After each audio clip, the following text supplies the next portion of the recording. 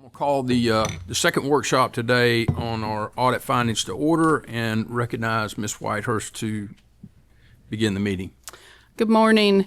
We are here today. We are going to be really focusing on the corrective actions that we have put in place around the operational audit findings from the fall for the 24-25 operational audit. And this is going to be a joint presentation between myself, Mr. Odom, and Ms. France. We have all been working together on this. So you'll see us come back and forth and do different parts of this. So I just want to really review the purpose of today. We will briefly review what the findings were for each one of the 12 findings. But most importantly, what we want to showcase today is what we have done to correct those, what systems we have put into place, what policies, what procedures, what processes. And so through each one, we'll talk about what the findings were, what we've implemented, and then we have some evidence to show you as to how that has actually been put into place. We will also show you if something has been completed, if something is in progress. Some things are in progress and it's going to be a continual process. Some of these things we are just touching on because it is so time consuming and it may take several months to truly put something in place, but we have addressed each one of them. So I'm going to have Jonathan come on up and he's going to just talk about this whole process with us.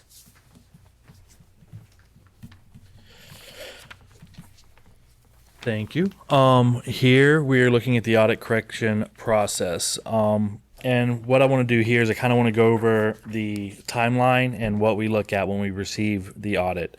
So after receiving the audit report number 2026-038, the Putnam County School District needed to reply to those audit findings, and we did as of October 29th, 2025. The due date was October 31st.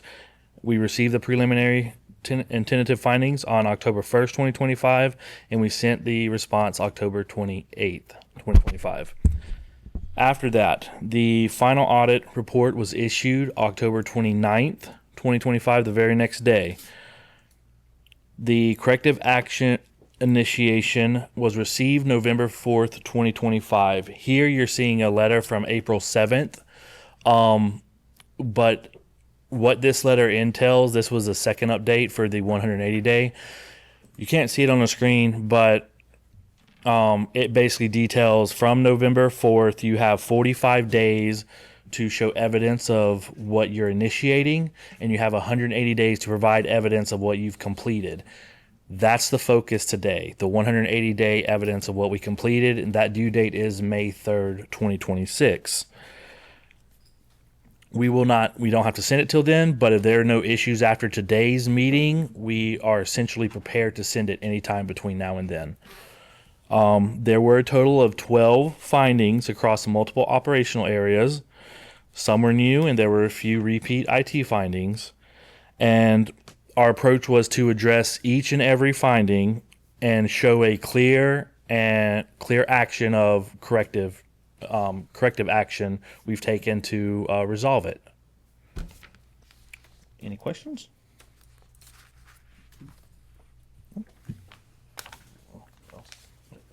Well, Jonathan, one other question. We do have a question. Was this audit considered a fraud audit, or is there? No, this is an operational audit. They basically comb for everything. It can be anything from fraud.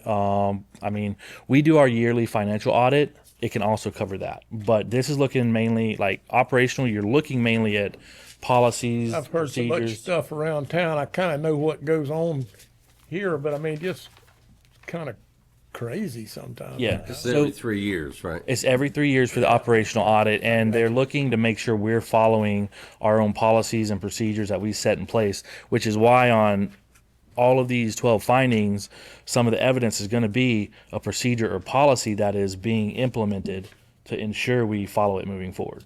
Right. Okay. Thank you. Yes, sir.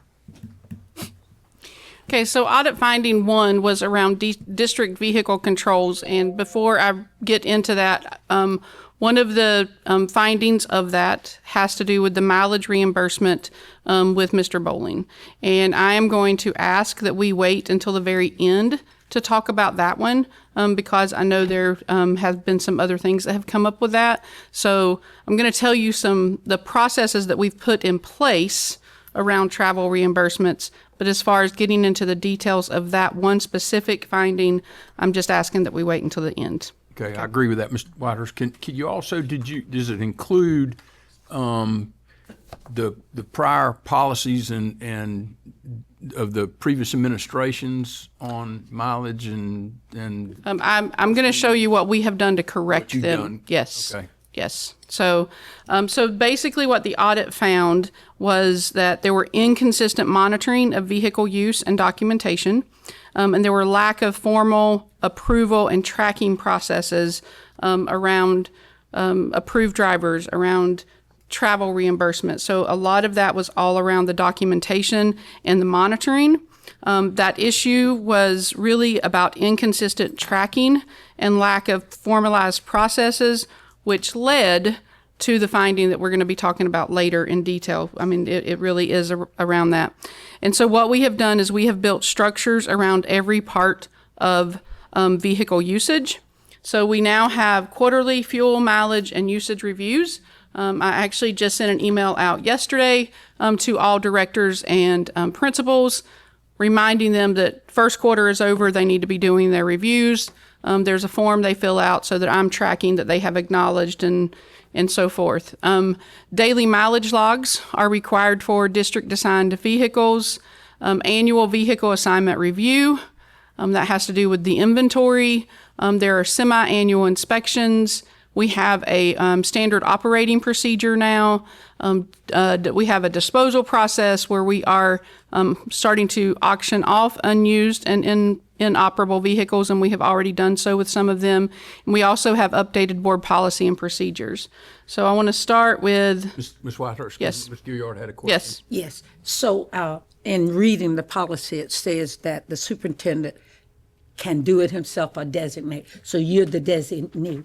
yes. So yes. here. Well, it depending on, so which one are you referring to? I'm talking about the vehicle, and you're checking them, and they turn you in court. So or the quarterly, designee. yeah. So the designee is the supervisor Oh, that, okay, that so it may oversees not that be you. vehicle. All right. When they're reviewing it, they're going to complete a form, and I can show you that form. I've already got a couple of people who have done it.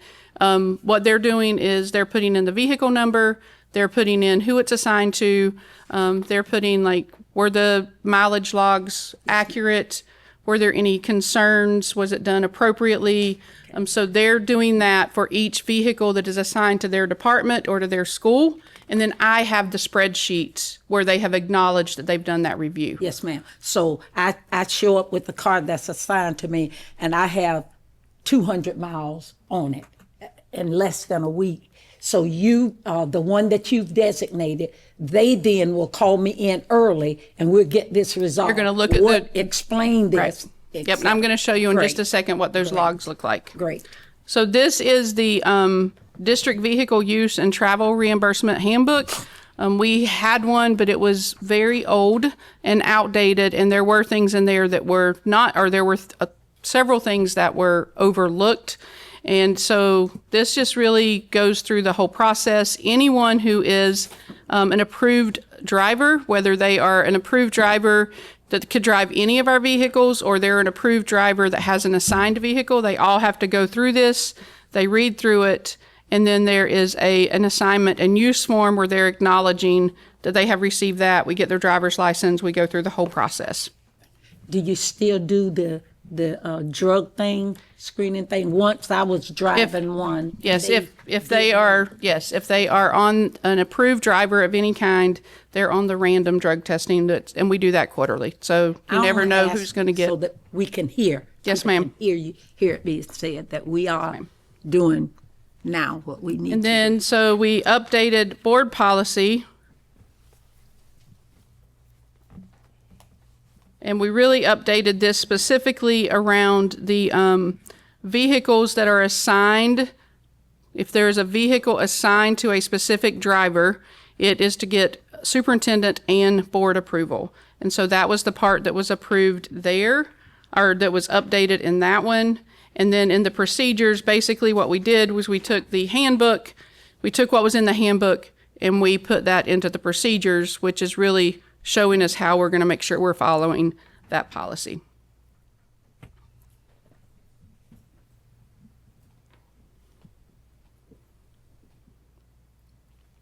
So these are the logs, and we have two different types of logs. So each vehicle has a log in it, and if it is one vehicle that has multiple drivers. So at the high schools, I know that we try to keep a van there for coaches to use when they need to transport students or whatever the purpose is. There's multiple drivers at that school who's using that one vehicle. So if it is one vehicle with multiple drivers, you have this form that's shown up here, and you can see like each time that vehicle is used, they have to write like their name, the school, the date, the purpose, the starting odometer, and the ending odometer. And then if it is one vehicle with one driver, so that vehicle only has one driver that has been board approved for that vehicle, a lot of our, if you think about a maintenance person, like they're going every day to several different places, and it honestly is just not feasible for them to fill out every time they get in that vehicle, starting and ending and what the purpose of that is and so forth. So what we did on that one was we agreed to do a weekly log for them. So at the beginning of, they're supposed to track at the beginning of the day or the first day of the week, what's the odometer, what's the ending odometer, the summary of the week's trip. If it's just routine maintenance, they could just put routine maintenance trips. But if there's something that's different, then they would need to put that as well so that it would justify the mileage. And these are the logs that's doing the quarterly review that our administrators and supervisors are doing right now. So they're pulling those logs, they're looking through it, they're making sure that it all seems to be appropriate. And if it's not appropriate, then it's going to be addressed. We also have an approved driver's list. This is shared with HR and transportation. The reason it's shared with HR is because we are the one that's making the determination, does that person's job responsibilities does that person really need to be an approved driver? And so we're keeping this on this spreadsheet. This is just a screenshot of it. So you can see there's a place for the name, their department, their job title. Are they an authorized driver or have they been assigned a vehicle? So you can see you can probably see from there, if it's green, that means that they're an authorized driver. They could drive any of our vehicles. If it's blue, it's an assigned vehicle. And so then you see what is the vehicle that's been assigned, what's the vehicle number, do they have a fuel pin? Some of them may not have a fuel pin, but do they have a fuel pin? Have they submitted their driver's license? Are they driving at home? And then when was that approved by the superintendent and when was it approved by the board? And so all of this is being tracked. And just as an example, yesterday we had someone who has separated. And so Jackie knows now when we have our board matters and we have someone who has separated, she's checking the driver list. And if they have separated, then she's removing that, contacting transportation for them to deactivate PIN numbers if they have a fuel PIN number assigned.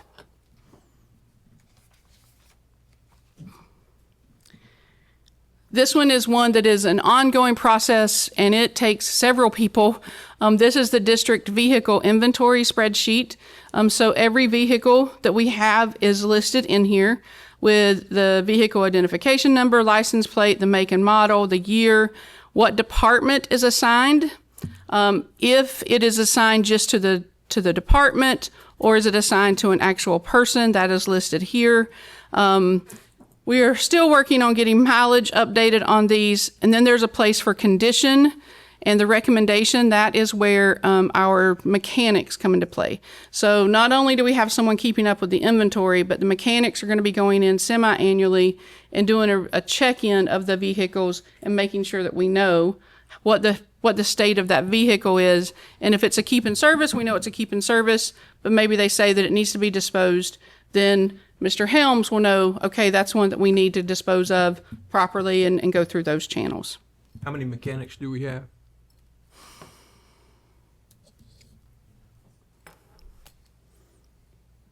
Three? 3 or 4. I know there's one in the south. I know there's one in the west, and I think there's 2 in central. Probably 2. And So I think that's what it is. there's gonna be One retired yesterday, so yeah.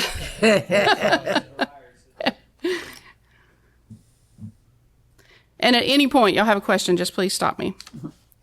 So one of the other part of the inventory piece of the vehicles was that we didn't have like proper disposal of vehicles. So this is just showing just a couple of screenshots here of where Mr. Helms has already started going through the process of putting those up for auction. These have already sold, and it's been sent to the board for board approval for disposal. So that is also in the process of happening. Hey, anything on finding one?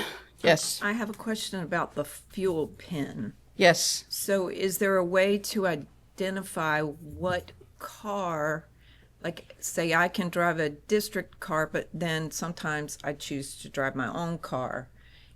The fuel pin, I couldn't use the fuel pin. The fuel pin is assigned to an assigned driver Okay, but it. for that and it's vehicle. only for the county vehicle. Correct. So if I wanted to drive my personal car, You could not use your fuel pin to go, We have a camera Look. on there too. yeah. camera, thank you. And you have to put in, right. Every time you put your pin. Okay. And So it'll tell you, like, if you've gone out of town and let's say you've gone to Tallahassee and back, you had to stop to fuel up on the way home.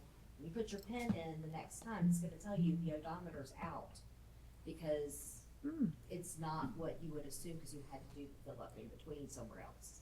Okay, is that a change or is that how it's always been? That's how it's always been. Okay. And so when it's inserted in the Fuel Master, it identifies the vehicle, and when you enter the current mileage, it has to match, or you have to have it overridden. Is that correct? Right. And you have to have there should be an explanation of that. Okay. Tanya, I have a question, and it may be something you were going to cover at a different point, but I think it kind of relates to audit finding one. Apparently, there was a travel voucher form that was in use during the time frame at issue when that someone would complete for reimbursement. And according to the FDLE findings, the travel voucher form had 3 options when it was completed. And the three options that were to be completed in seeking reimbursement or in seeking travel fees. The 3 options were drove owned vehicle, car rental, or carpooled. There was no option for assigned vehicle. And that was one of the explanations given for the reason that the forms were incorrectly completed. Right. Has that form been corrected? Yes, and that's actually written right here in my notes, and I forgot to read that. Yes, the travel reimbursement form has been updated with a 4th option of drove district vehicle. And also, those are now, before they're approved to be paid, so not only is the employee signing it, their supervisor is signing it, but Kim Mann, our director of finance, is going through those and verifying that everything is accurate on there as well. And then it's being submitted for payment. Thank you. So we've put like a couple of different controls in place for that. Thank you for bringing that up. Totally forgot. Okay. Audit finding 2 was around tangible personal property inventory. The inventory records were incomplete, and we had not had a full inventory completed since 2018-19. And that is, it was really around not having the completed inventory. We are now correcting that. It is a very tedious process. It is in progress, and there will be ongoing compliance moving forward. So some of the things that we are doing is we are doing a full district inventory. Mr. Helms and his team is working on that. There is a new tracking system with real-time updates. We have annual inventory procedures that we are establishing. We're actually in the process right now of going through some of our purchasing policies and procedures, and those will be, once we get that all worked out, like, we understand there's some things that needs to be updated in that as well. And then we do have some protocols, if there are missing items, as to how we're going to go about that. So this is just a screenshot of the inventory, and I know that's really small, but this is the fixed asset management program, and every item that is, Brian, are y'all putting in, is there a threshold that y'all are looking at? What is that? Do you? $1,000. So anything over 1,000 is going to be in this inventory. And it is, I mean, they're having to go and scan and input the information. So you can just imagine, this is not going to be anything that's going to be completed overnight. It's going to take several months. But our goal is for it to be completed by June 30th. Are there tags on each of the, like, Yes. desks and? Anything that's over $1,000 has a Inventory barcode tag. on it for it to be scanned.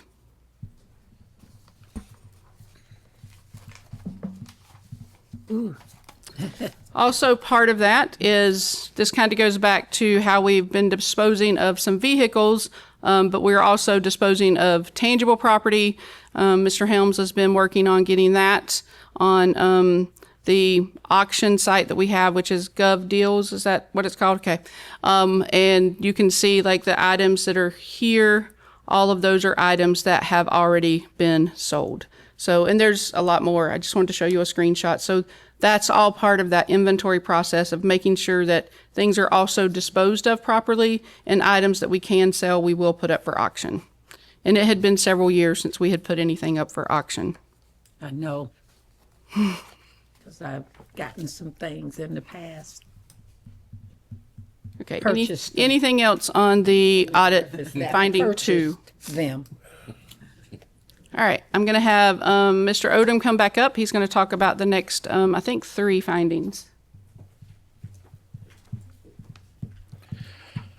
So audit 3 was in regard to promptly paying vendors, and I want to clarify that this is not improper payments, this is the timing of the payments. These invoices were being paid late due to invoice gaps, so in some way we weren't receiving them in a timely manner and then processing them in a timely manner. We have addressed this through monitoring and training, which we will see some examples here in a second, but in the audit, there were 12 tested construction invoices, and 11 of them were over the 25 days to pay, and they range between 32 and 158 days. The average of that was around 90 days to pay. Of non-construction invoices, there were 18 tested, and 14 of them were over the 45 days to pay, and between 49 and 222 days. And I think the average of that was 138 days. So what we implemented, we're doing monthly budget reviews and one-on-one meetings with secretaries and bookkeepers at schools, helping them to understand their budgets, reporting for their budgets, and reviewing any open POs they have. And these meetings started in December of 2025. We plan to send a memo in May to the construction companies highlighting the end of year invoices, because this is something that we had an issue with last year. One of the construction companies turned an invoice in really late, and we had to do an accounts receivable for it. We did an accounts receivable for it to pay it afterwards, to pay it in the new year. So here is an example of the process we started to initiate these one-on-one meetings. In the upper left-hand corner, you see a email sent to staff with a scheduling link to sign up for. And in the bottom right corner, you see a comment from a department secretary, and it states, "I appreciate members of the finance department being accessible when I have questions. When I did the bookkeeping years back, we never had monthly check-ins. I think this is a great idea. It not only provides oversight and accountability, but allows an opportunity to build a rapport between the finance department and school-based bookkeepers."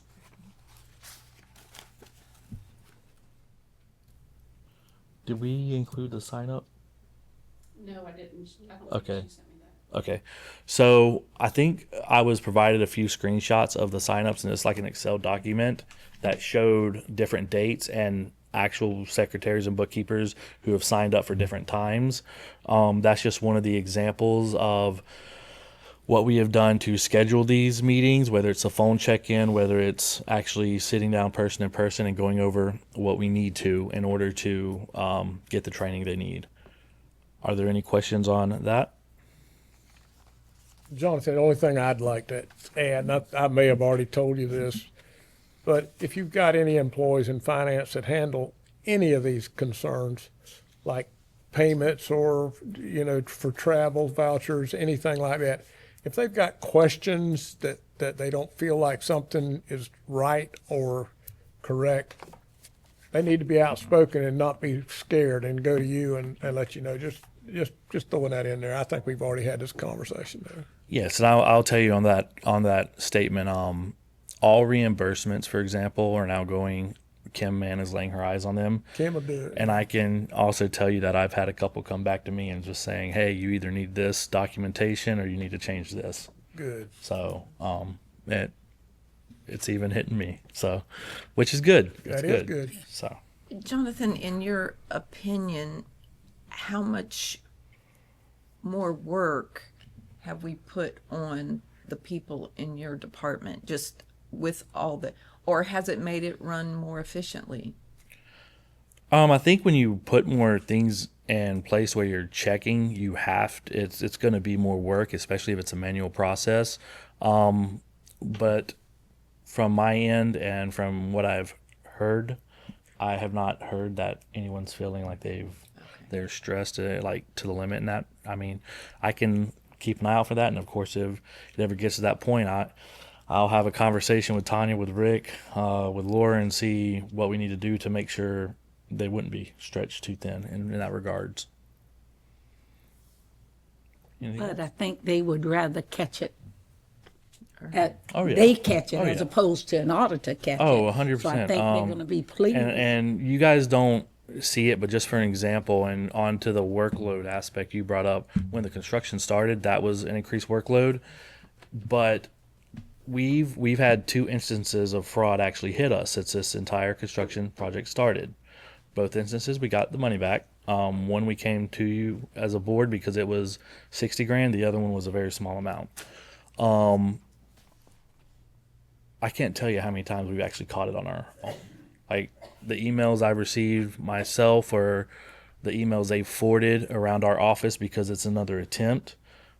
We've had that regularly, and we've only been caught, well, not even been caught twice. I won't even say that because both instances were checks sent out to the right location, intercepted, and whitewashed.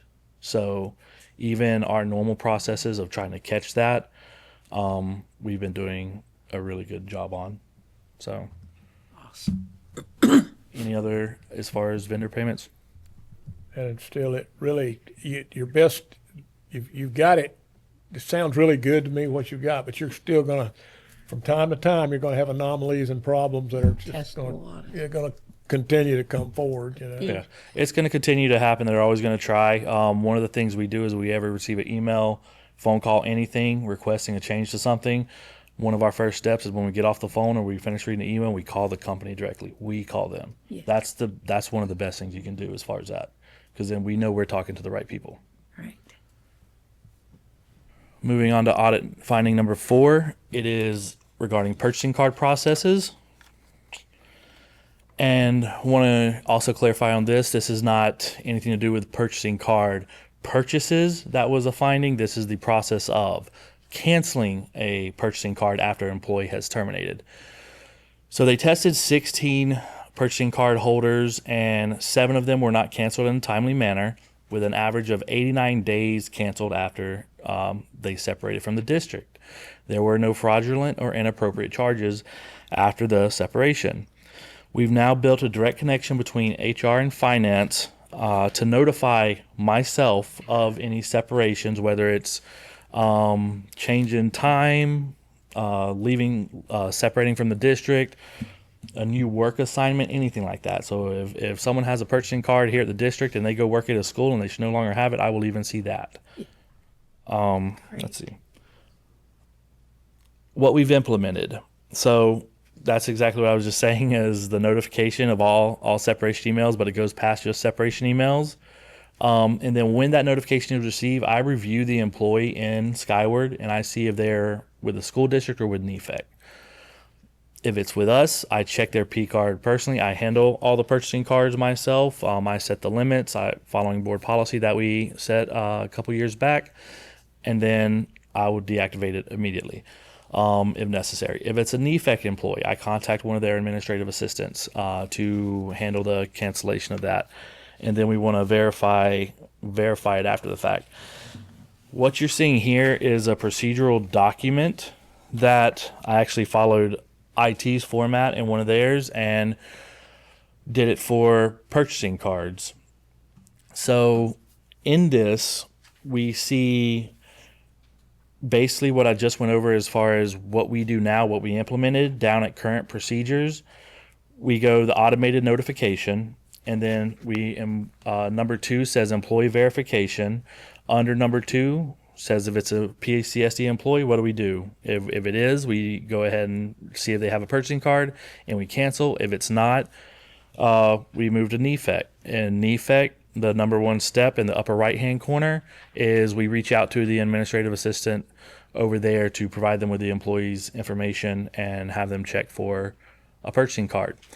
Put a little note at the very bottom middle of the screen. This has not been an occurrence yet since the audit findings, so we haven't actually done it. There is no evidence of us having to do the NEFAC cancellation. And one of the reasons I say that is because all but 2 of the tests were NEFAC. So we only had 2 employees that this directly affected when the audit finding came down.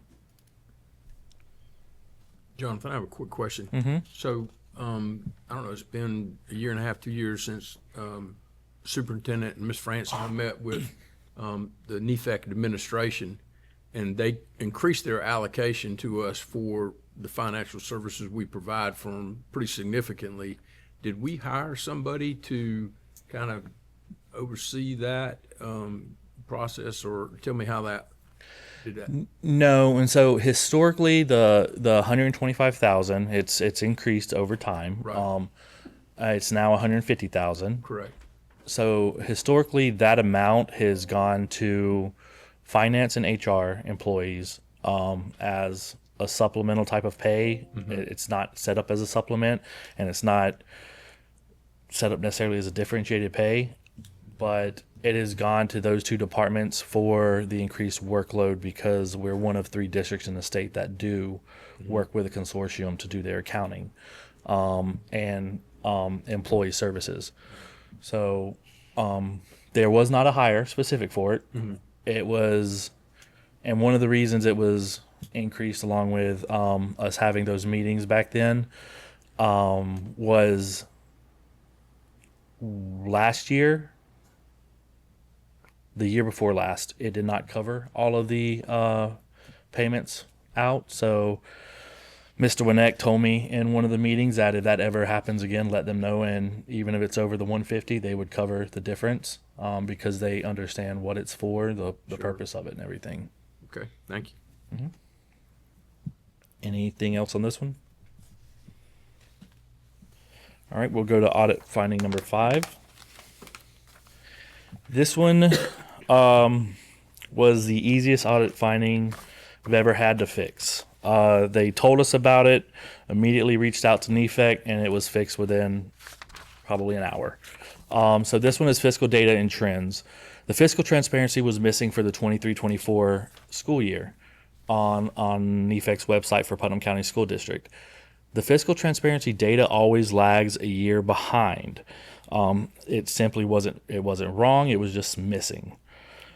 So the real fix here is going to be prevention and not really anything else. And the way we're doing that is we're setting up automated reminders, notifications that I will receive each year, and I will reach out to NEFAC to handle this. This is the data that was missing, and I wanted to include this on here just to show each green arrow points to a 23-24 school year because that is the data that I mean, the same day the auditors reached out to me, I got it uploaded through Defect. I contacted Adam, and he had it up within an hour. So this is something that Defect usually does for us. It was an oversight on their end. It was an oversight on our end for not verifying that it was up. So that is the point of the automated notification reminder. I'm going to reach out to them, ensure it's up, and then I'm going to turn around and verify that it is up. Are there any questions on this? Just a quick, so in the new School Board Bill of Rights legislation, there is a provision that is going to require school districts to do a line item budget on their website. Will they do that for us, or? So you can get a little bit granular on here, but I don't think that's going to probably qualify for that. I will say, several months back, I showed the executive team a product from another county, and actually our local government uses it. It is called Budget Book. I'm trying to think. It's through ClearGov Budget Book. And if you go on the county's website, you can see it. I showed an example from another Florida school district to our executive team that got very granular. You don't have to get down to, there's a granularity where you can see pictures of a check or pictures of the attachments on there. So there's that option we're going to do, and I'm actually going to be working with a local, Lauren Shank, who works for ClearGov, to get ours built out.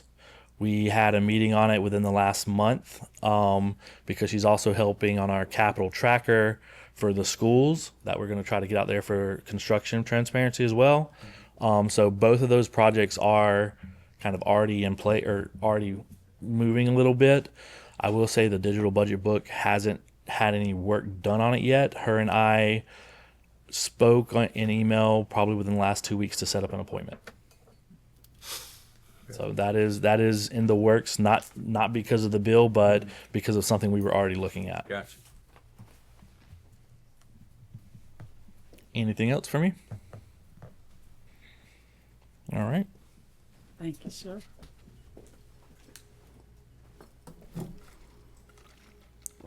So audit finding 6 was around employee services and specifically around some telework procedures. What the audit found was that we did not have formal telework procedures or a formal process for approval if we did allow anyone to do any telework. So what we did was we put in place a formal hybrid work.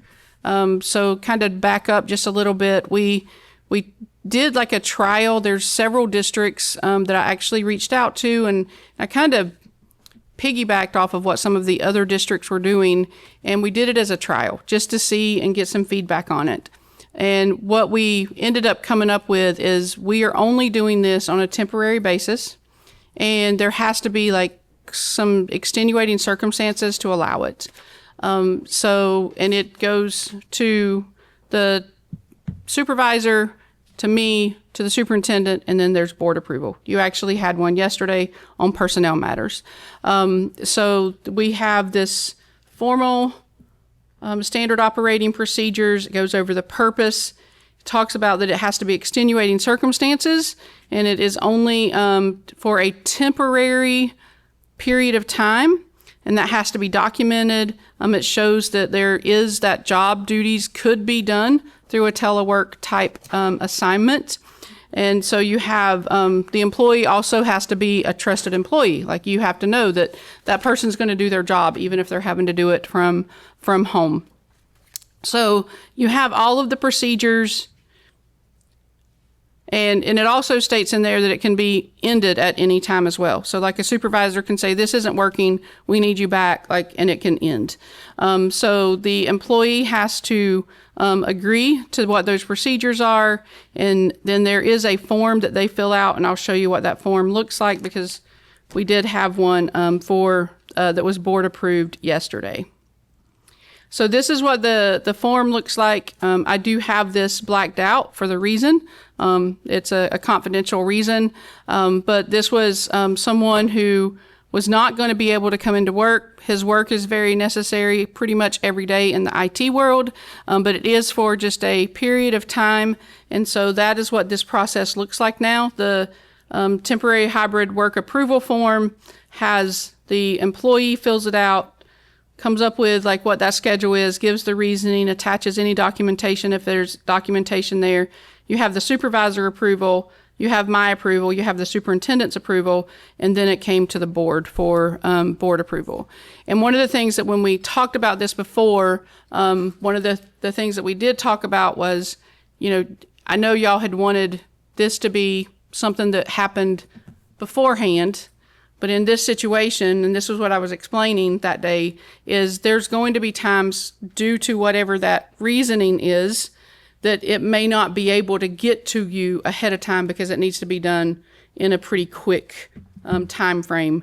And so that's why that is going to, most of the time it's going to end up being after the fact, because it's usually due to something that is, that's just come up or extenuating, and we don't have the ability to get that approved ahead of time.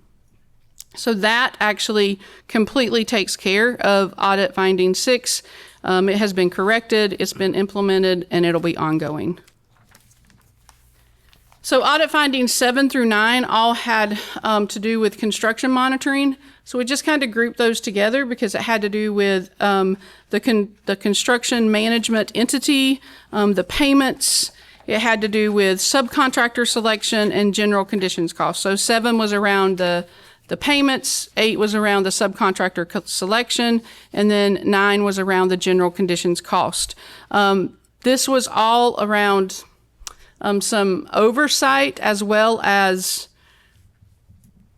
maybe this is just a best practice. There was not anything in statutory language around having to have someone present with the subcontractor selections, because we're hiring a general contractor, we're hiring a construction management. It's their job to go out and seek the subcontractor and do that process. So it was really a matter of, these are some best practices. It wasn't about not following a policy. It wasn't about not following a procedure. It wasn't about not following state statute. It was just about what was best for the district. So we have worked on, one of the things that we have done is we've hired an executive director of construction management who is currently right now at an OAC, which is owner architect construction manager meeting at Palatka Primary Site.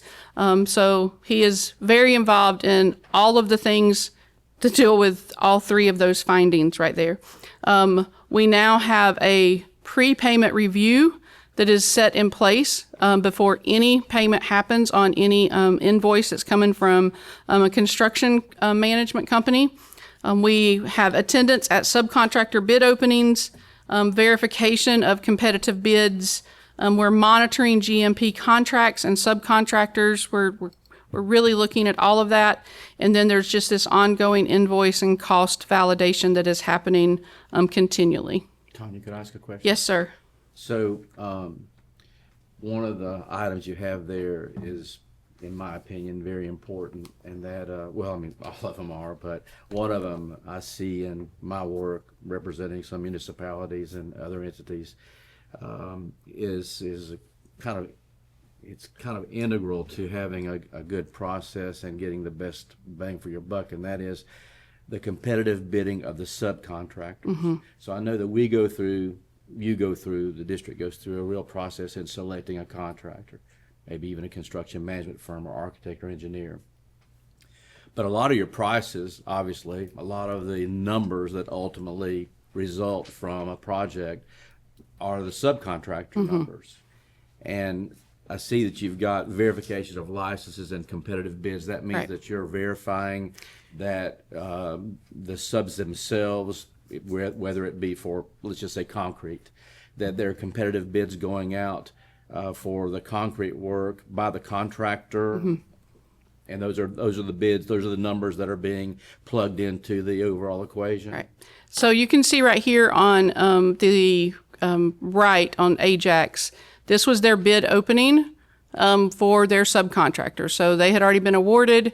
They were going to be our construction manager. Then they go out for the bid opening, and you can see that Travis was there and Brian Helms was there. So they're present at all of those where the subcontractors, the competitive bidding is happening.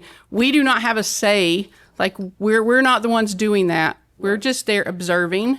And if there are questions, then they can ask some questions, but we're just we're not a part of that selection No, if process, you're but there, we you are see that a present. Bid is Correct. double what another bid is, and they take the higher bid, then that would certainly We can give you the ask opportunity questions, to correct. Ask questions, Yes. right. So finding 7 was around really the pay app and the payments going towards the construction company. So what finance did was Kim Mann, the director, she created this checklist that shows exactly what is happening. And actually, I think I have the wrong checklist right there. We're going to look at the one that's Osley.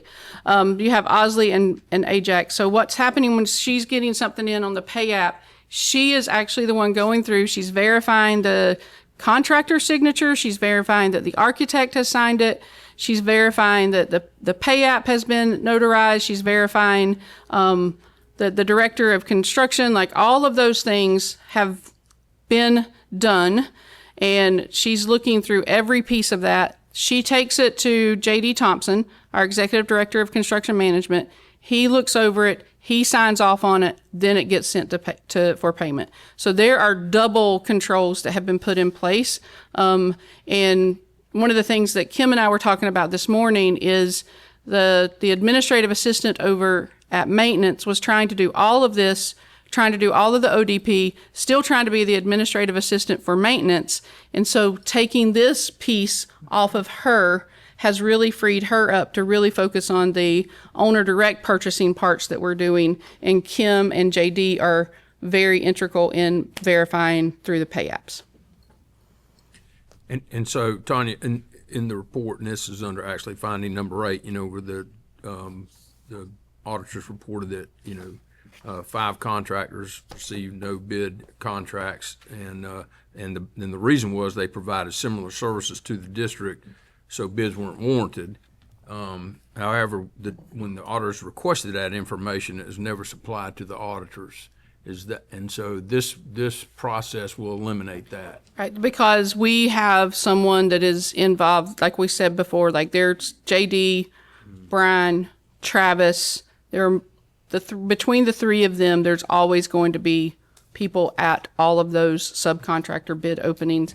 And then you can see here, this is an email from Osley, and they provide a share file with Mandy, who is the administrative assistant over at maintenance, that has a link to all of the executed subcontracts. So we actually now have access to what those subcontracts are. It's not just this company with this price. We have a link to it. So you can see that one's from Osley, and then this one is from Parrish McCall. It's the same process. So we're very involved in even the subcontractor piece of it now. So does Ajax send us the same type of thing? Yes, those were just ones that Okay, I'm just. because it's Parrish McCall and Ajax who we're working with now, right? Yeah. Great. Yeah, Osley is almost finished, so. And then the audit finding 9 was around the general conditions. So you can see now we are receiving, and I will even say for example, when we did Palatka Primary, GMP, and Melrose GMP, we were actually in this room with every director of every department that possibly could have something going on in the middle of the construction. We had an IT representative, we had school food service director, we had our purchasing director, we had maintenance, like we had curriculum, we had anyone that would have a perspective on what needs to happen in the building process. And that was the first time that a full team had come together to look through every piece of the GMP. And the principal of the school. And the principal of the school. And so, like, we had that for Palatka Primary. We actually had some things and we're like, no, this has got to be a little bit different. They went back, they changed it, and then we did it again for Melrose. So those are two things that we're trying really hard to make sure there's not anything that we're not catching ahead of time. Before the GMP comes to the board. Yes. So all of those are like pre-GMP meetings, so that when you get it, it's been scrutinized by multiple people in the district. So is In our that past document- schools, we've had to go back because we didn't do that process. So we learned a lot from those earlier. So that's documented. Yeah, we have signature sheets where we're signing in that all of those, and there's so much feedback that's going back and forth, and they come back with what we've requested or what our suggestions are, and so forth. Because wasn't one of the findings that Mr. Woods was there, but he just wasn't aware? That was in the he had it? subcontractor part. Yes, that's why we have signatures now on everything that we are a part of.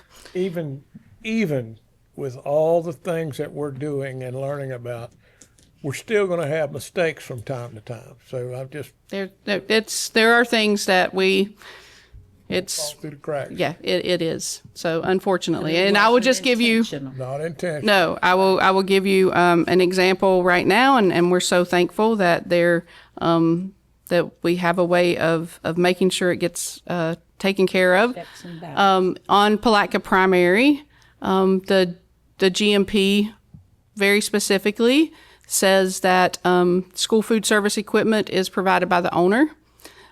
Nikki was not aware that was going to happen for Palatka Primary. She had said that she could do Crescent City High, Middleton Burney, and Palatka Intermediate. In the Melrose GMP, it is in there. Like we have that in the GMP because we knew, but it got overlooked, and we don't know how it got overlooked. But Mr. Thompson and I met with Nikki Hawthorne the other day, and we explained the situation, and she's like, I can do it. She goes, that's why when she gets an audit, usually the only thing that she has that's ever said like a finding, I don't even know if it's really a finding, is she carries a fund balance. And she's like, this is why I carry a fund balance, so that I can help the district when the district needs help when it comes to school food service. So, and it's just those things like that I don't know if you would ever be able to catch 100% of every single thing that happens. And a lot of times you get in the middle of it and you realize, oh, wait, so with finding 9, it was really around like a lot of the general conditions part of the GMP. And you can see, this is just an example. Parish McCall has sent like attachment that has everything with the general conditions. This was one from Ajax that he had sent Travis an email very clearly talking about when they were meeting and the general conditions piece. So that now is part of the conversations, and we're looking in detail at everything that is within the general conditions. Anything on 7 through 9? Okay. So 10 through 12, Ms. France is going to come up, and we're kind of tag team on this. This is really around user access controls involving IT. There were some that involved some student data, some that involved employee access that should not have been, and then timely deactivation. So I'm going to let her start with this. All right, so these were all 3 of the findings, 10, 11, and 12, are the second year that they've found these, the second time. So it's necessary, absolutely necessary that we fix it at this time. And so some of them, we have implemented processes, and some of it is going to be ongoing work. This work never finishes. This is really around just colloquially, it is around Skyward Business. That's the Skyward Business piece. Okay. All right. So the first one is around student access to Social Security numbers and employee access, to student Social Security numbers in Skyward. So employees having access to those numbers. And so we have procedures as to who, how we limit that. We've created some procedures around that. We have the definition of really what is that very limited group of people who should have access to Social Security numbers. And we now, once a month, we actually download the list of who has that access, and we review it to make sure that nobody has been added. Part of this problem is that that Social Security number was found in a couple of different places in Skyward. We had to create a way to take that off of a pathway. And now what we've done is no one has access to Social Security numbers unless you are given, like there's a defined group of you have Social Security numbers. So we've removed that pathway from every, like a data clerk doesn't have that pathway, but we may assign a data clerk at the school Social Security access, and you can only get it if you're in that assigned group. So that was created, that really should limit it. That way nobody can have access unless they're in that defined group. And this is that defined group. Every month they run the report. We can review and make sure that nobody's been added that should not have it. Okay. So that's finding 10. Good question. on that. Absolutely. So, is that a Skyward business problem as So- much as it's our problem? That Social Security number is located in the student sector, but what access you have been given in the business side is what then gives you access to the student panel. But So- and so we've limited that. We've limited that. It's a very small group of people, and once a month, we pull it over, we run the list of who's in that group, we review it, and we have it here so we can show who has it. So would it also show up that I, who did not have access, tried to, or maybe somehow I got in to see it, or is it, You wouldn't be able to see it because we've removed it from every pathway now. okay, there's no way. No. Okay. What I was just gonna say, the enormous, we probably still the largest employer, Rick, in Putnam County. Yeah, I mean, but there's so many cracks and crevices.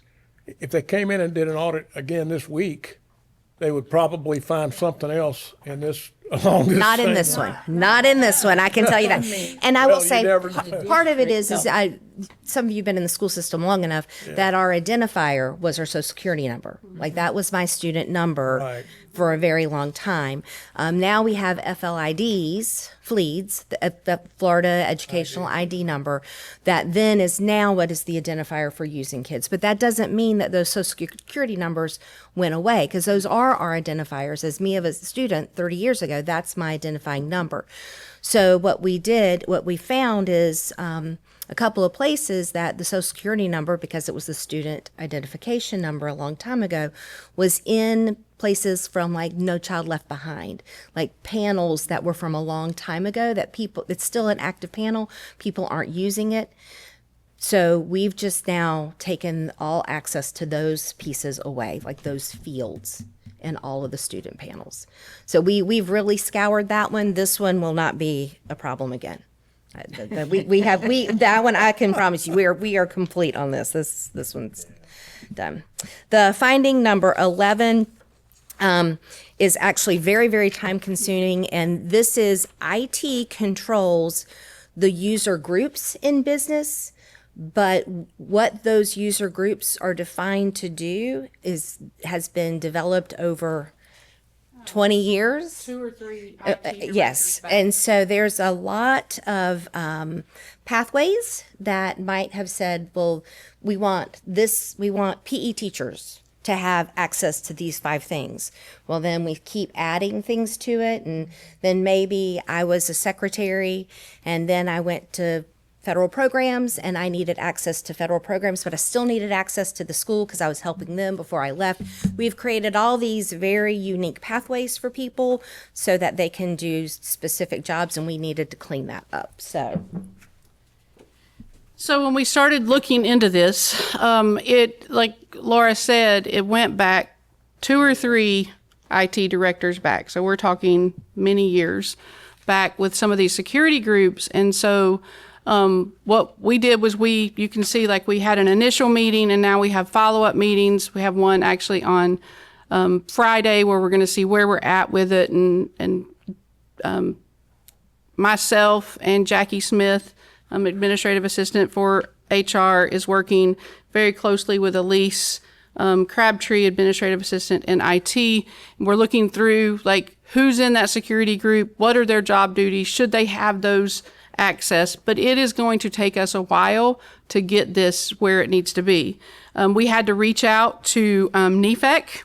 They have a brilliant person over there that can create some programs and run some reports, and kind of walked us through how we can even begin looking at the security groups, because what happened, part of the finding was some people had some access to some finance pieces that shouldn't.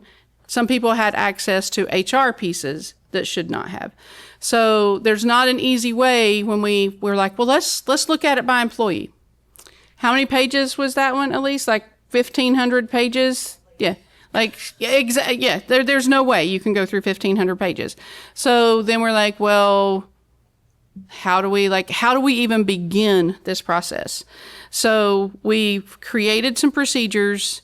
Elise had to go in. I think we had 90 empty security groups that's been created and didn't even have anybody in it. So we needed to get rid of those to kind of hopefully minimize the reports that we're receiving. And now and I believe you have completed deleting all of those. So now it's really just a matter of, we're going to start with finance or HR. Honestly, I can't remember which side we're going to be looking at first. And we're going through and we're looking at every security group that's attached to HR access. And then you're going to have to look at each employee and find out, like, why is that employee in that security group? First of all, you have to figure out what all access does this security group have. And some of the things that we found was just as simple of the access level. So they had a 5, which meant they could really do anything. And they didn't need a 5. So we were having to change the level of access. But then you're also having to look at each individual person in that security group and determine, do their job duties need every one of those pieces of the HR employee section in Skyward? Do they need viewing access, or do they need editing access? So it is extremely time consuming. Here are some screenshots of just the Skyward process to even review those groups. Again, we are working closely with NEFAC on this. Elise is working on this every chance that she gets, as well as working and making sure that the Social Security numbers are taken care of and people don't have access to that. Yes, you want to come up? Come up. You want to come up, please? Get you on the record. So Adam Saylor at NEFAC created this. Wait until you get up here. I'm sorry. So Adam Saylor created this platform. It's a live platform called Power BI. And it can be dissected by groups, it could be dissected by employees, and it carries it down to each pathway that person can see. So let's just take Ms. Whitehurst, for example. So if I pull up her name, I can see every pathway that she can see dissected by web financial, web human resources, or product setup, which is all of the main characters of what we use in IT. If I go in and see that Ms. Whitehurst, if she was a teacher, let's just say that she's a teacher, and she has secured credentials in web financial, then she is going, what are you taking a picture of me for? Send it to your mother. To convince her that Her granddaddy This meeting's was adjourned. Bill Turnbull. He was a school board member forever. So if I see that Ms. Whitehurst is a teacher and she has credentials in web financial for whatever reason, then I can see what paths that she can actually see, whether she can just do it as a lookup level, whether she can do it as some type of editing procedures, and also identify that she's a teacher, she doesn't really need that. But how some of these, what I've seen, how some of these have ended up as errors where people have had access that they don't need is I have a data clerk that went to a administrative assistant or a secretary in a school. And then I have the principal saying, I need you to mimic the old executive secretary's permissions. And so I clone that to that person, and there may be something on there that that person doesn't actually need in their new position.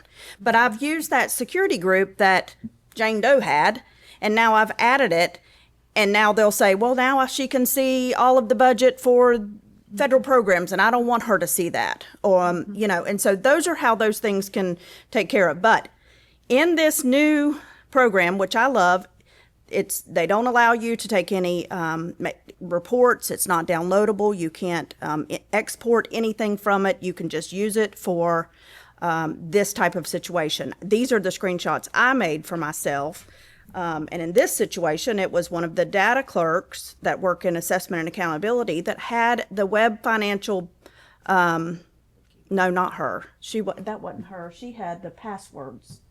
She had some type of password thing but she used to work for IT. And so that never came off when she went over to assessment and accountability. So I found that, removed it, took a screenshot, added it to my folder. But it is truly a rabbit hole that you go down. And it can be, if it was my only job, I would love to just create executive secretary, this is what they need, and I would assign that to every secretary. If it was just teacher, this is what they need, and I would create, and then I would delete all the old things, because as time has evolved, we've just compounded and added to where we've landed now. But unfortunately, it's not my only job. Ms. Crabtree, while you're there, and Ms. Wagner had a question. Yeah, and you somewhat, I think, resolved that, but it's really concerning that we ended up where we are, because when I'm hearing these access issues, and I'm very, very glad y'all are working on this, and it sounds like you're on it. It just, was there nothing, for example, if somebody switched over, somebody at the district then, if they're in a new position and maybe needed a different or more access, was there nothing before now in place where the person giving the additional access to this person, did they ever look at, I mean, was there anything at all policy-wise that we had that said, okay, well, this person's now here, let's see what they have, let's see what they need, and let's double check it right then? It seems like would have avoided all of this. You are correct, but it is... And obviously, we can't go back and Right, and fix but it is time consuming, and you have to understand, I am one of the security managers there, but I'm also the tech person, I'm the payroll person, and so I might dive into Ms. Wagner's secured credentials, and they say, I need this right now, and then it may just fall down the wayside. I mean, I'm just being perfectly honest. Right. No, I'm just asking if there just wasn't any Right. procedural But I can promise you it has never been more clean.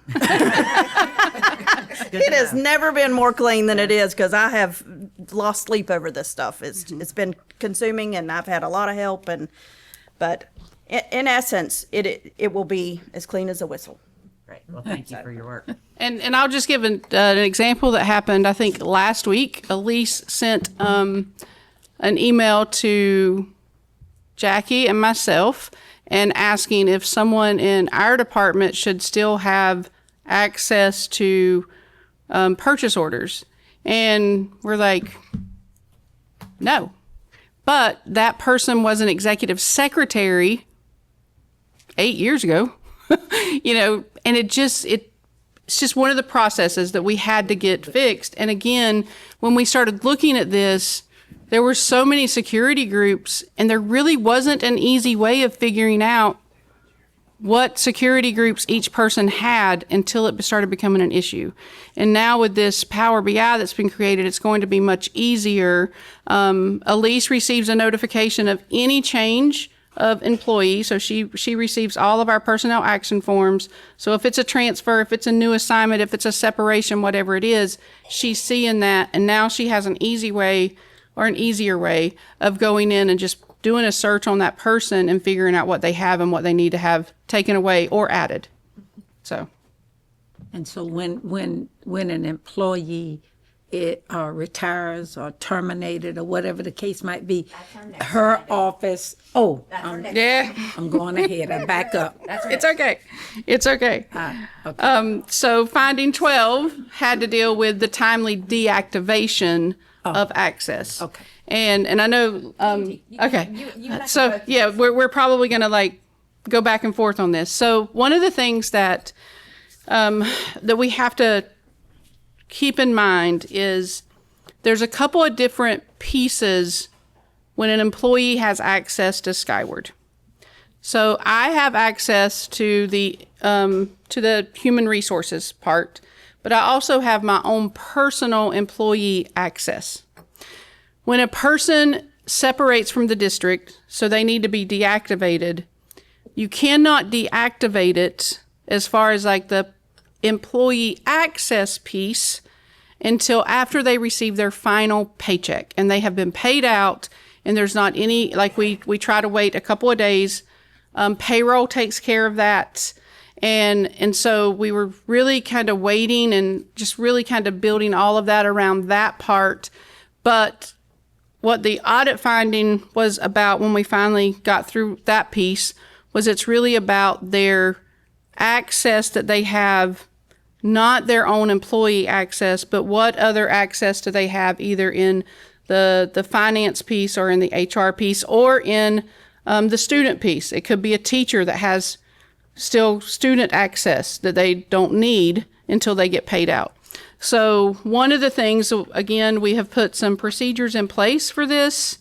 And you can see there is a definite procedure, step-by-step that is happening.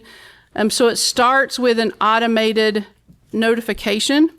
So when we do we call them C13s, that's our personnel actions. When we do one of those, sometimes we do it and it's months ahead. So several of the people, I'll give an example of Mr. and Miss Poulam yesterday, who's retiring. They're not retiring until the end of the year. But we've already processed all of their paperwork. We have it set, but we can't deactivate anything on them until after they are actually done. So another example is Tracy Rollinson. She's another one. So Elise gets this email. It's an automatic notification. It was dated Wednesday, April 8th for Tracy Rollinson. It says that she is separating from the district. But when she looks at that, when she goes in and looks at it, she's not separating until May 29th. So what she has done is she has created a way of going in and creating an email where she does a schedule send on that email. So she has one here that says remove Tracy Rollinson credentials May 29th, 2026. And she has it set to be emailed to her on June 1st. So as soon as she gets that notification, she's creating that email telling her this is who you need to remove. These are the credentials you need to remove effective this date. And then she's setting a date for it to send to her in advance. So that whole process is going to make sure that there's timely deactivation. And as she's also doing that, it's going to tie back to that access levels as well. So it all kind of ties in together. And it's the last paycheck when they get the employee access piece. So Ms. Rollinson is not going to be deactivated completely from from her own employee access piece until probably July, sometime during that first week of July, because she's going to get checks all the way up through June 30th. Mm-hmm. So she has to wait until she gets all of those checks, and then they will deactivate her profile piece, like because she needs to be able to go in and see like her check stubs or any of her own personal information. Okay. But she'll also, like Elise, when she does this, she'll be able to deactivate her access to the student side. She won't need that anymore. And then she'll also deactivate anything that she has. Okay. Okay. And the payroll deactivates them as soon as they're paid out. Yes. And then they're done. Okay. Yep. So, okay, questions on those findings? I'd like to aggravate Elise, but I'm not going to. I won't. I don't know. It's all All right, Chair, we want to take a 5-minute break because I didn't get the break the last time for people coming up here, and then we'll go to the second item on the agenda or our discussion on the travel.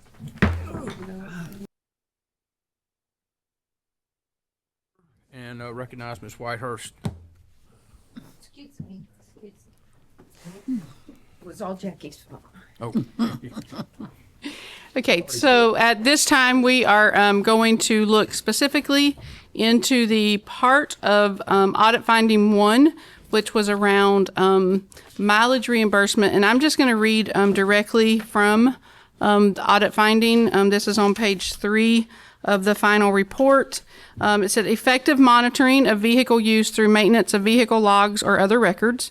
Our discussions with district staff, comparisons of mileage reimbursements to the applicable employees, review of fuel station records, and examination of toll pictures disclosed that for the period of July 24 through May 2025, one of 24 vehicles was driven 31,149 miles, and for the period February 2020 through May 2025, the district employee assigned the vehicle was erroneously paid $6,199 for mileage reimbursement claims related to the district vehicle use.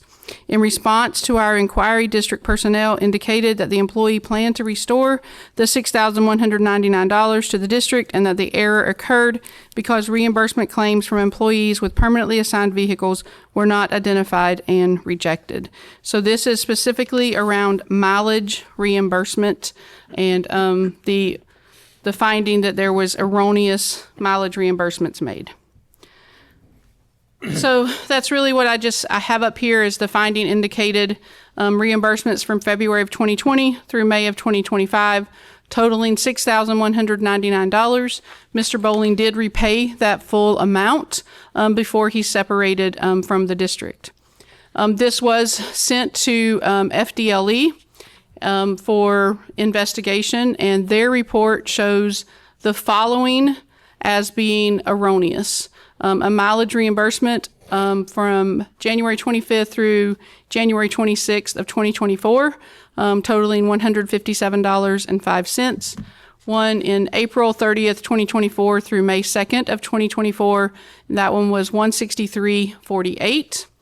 February 26th, 2025 through February 28th, 2025, in the amount of $163.80.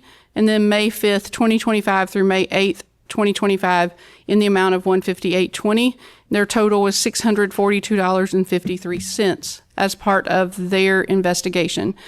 Their investigation, the summary of that was very specifically that there was no indication of criminal intent. It was really about what we've already talked about, not having proper controls in place and following procedures.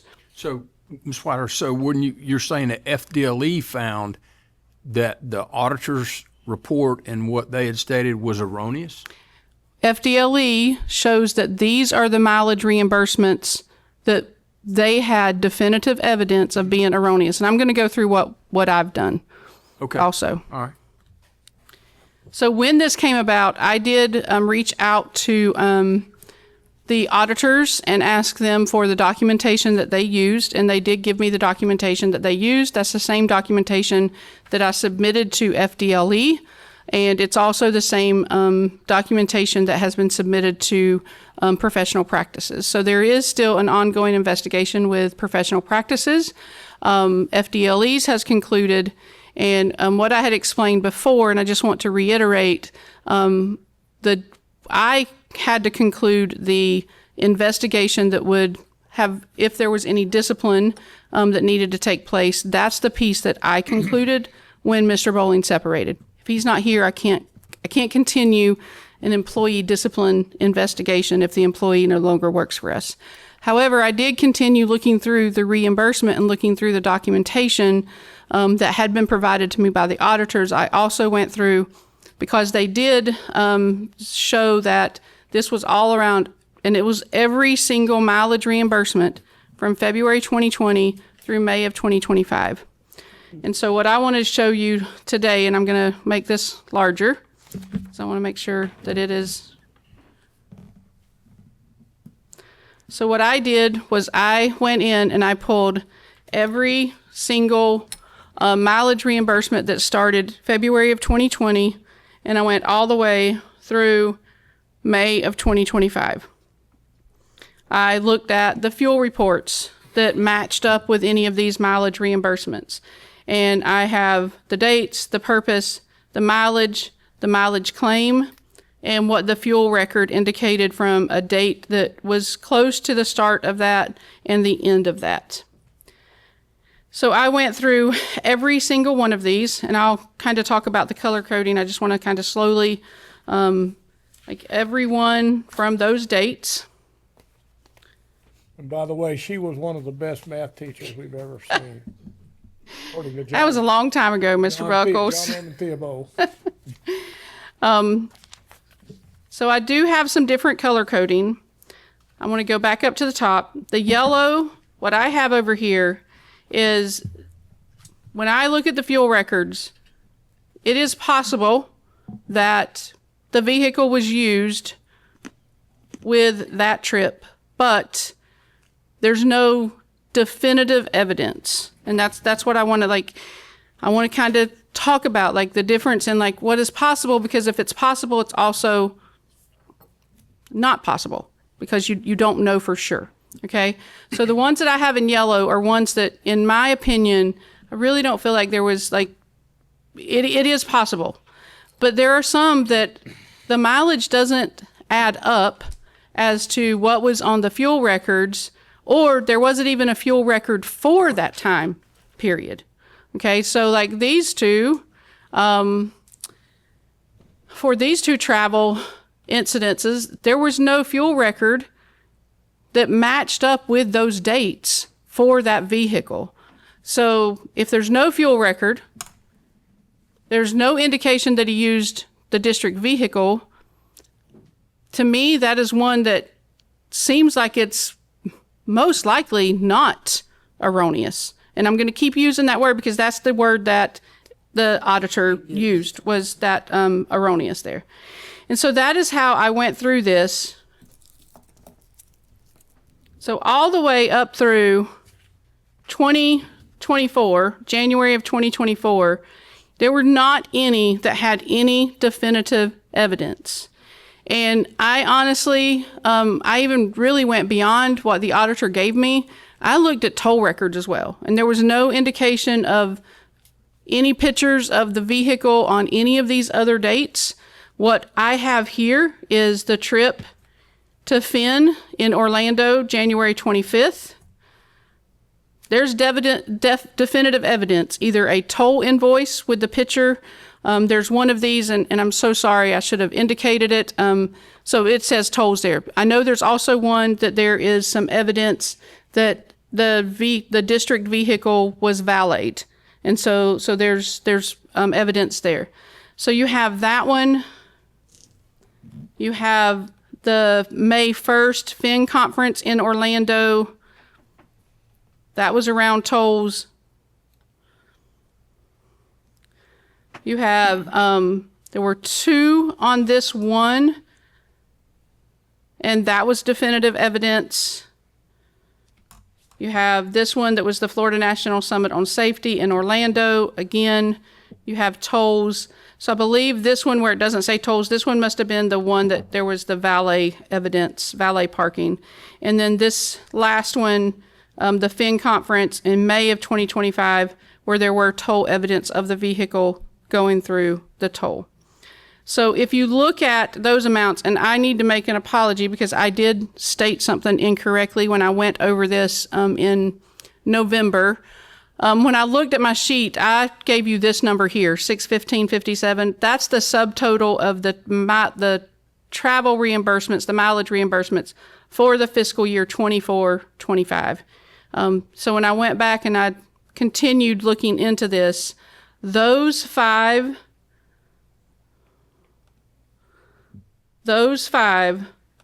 travel reimbursements that we have definitive evidence that they were erroneous reimbursements totals $815.72.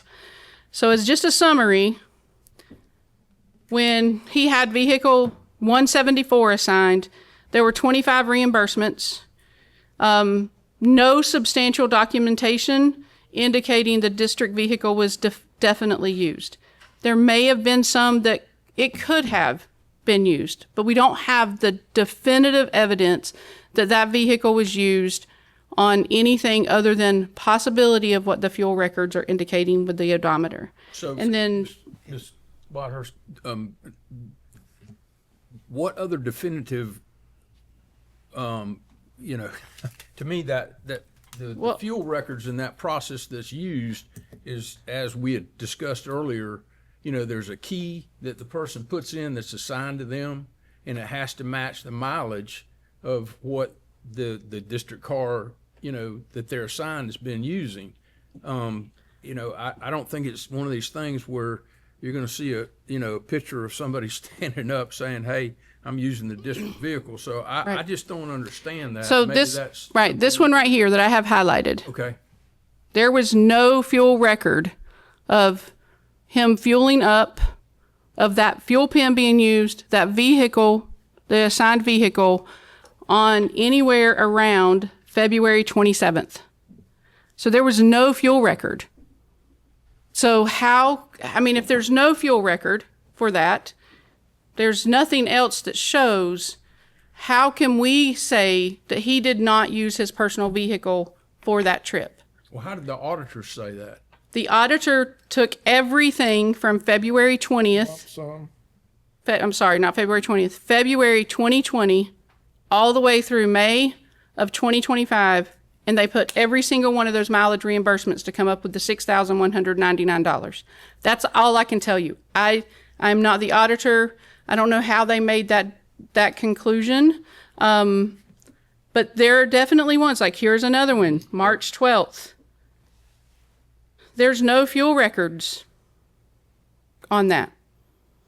So the ones that I have highlighted in yellow, there are fuel records that could indicate, yeah, that possibly could be.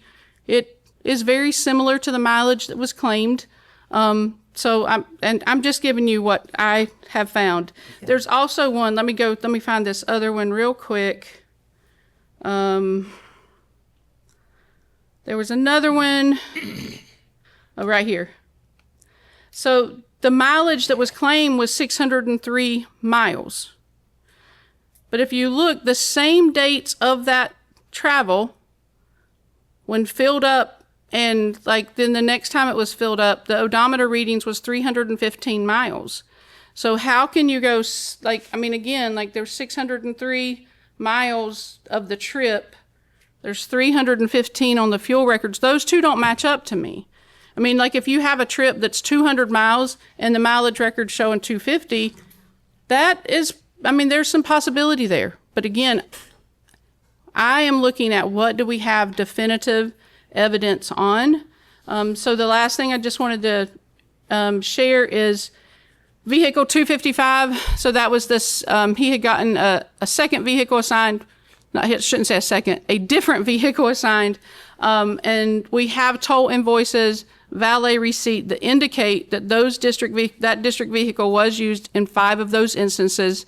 The other 9, again, there's not definitive evidence, and that's all I'm presenting to you is what is definitive, what could be a possibility, and things that just don't make sense at all because there's no fuel record, or the fuel record is so far off from what the mileage claim was.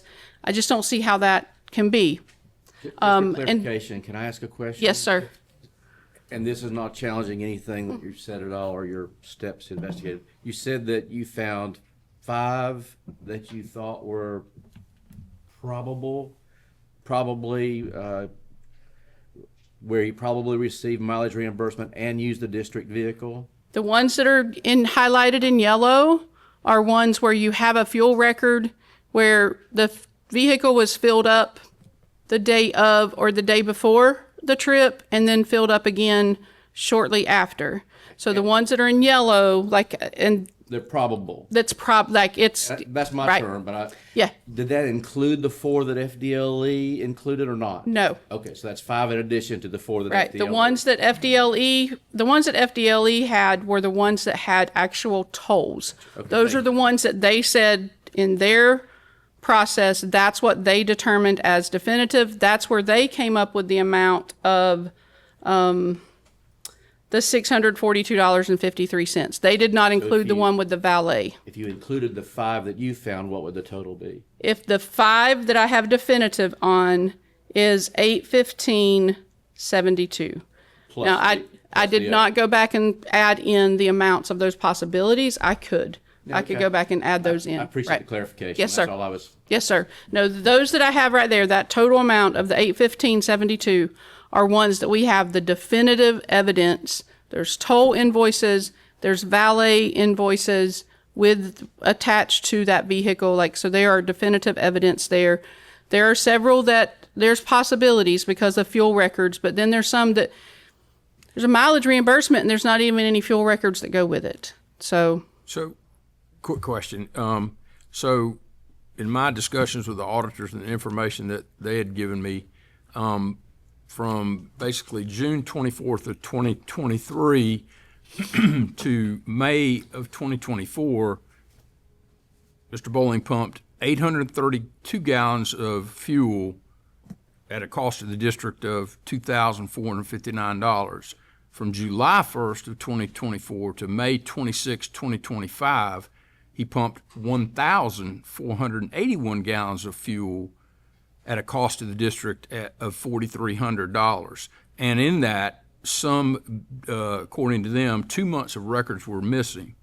So I'm just, in less than 2 years, using 2,313 gallons at a cost of $6,559 to the district. I'm just trying to, how that, and what we really need to do is have Ivo, the Auditor General's district director, come and speak to the board, because in a letter to me that I asked him, or an email, explain to me, read this FDLE report and tell me how theirs is so much different than yours. And he basically did. Don's got the letter there that he can read, but essentially said he didn't see anything in the FDLE report that refuted any of the information or any of the audit findings that they made. So I'm just, trying to, apples to apples versus,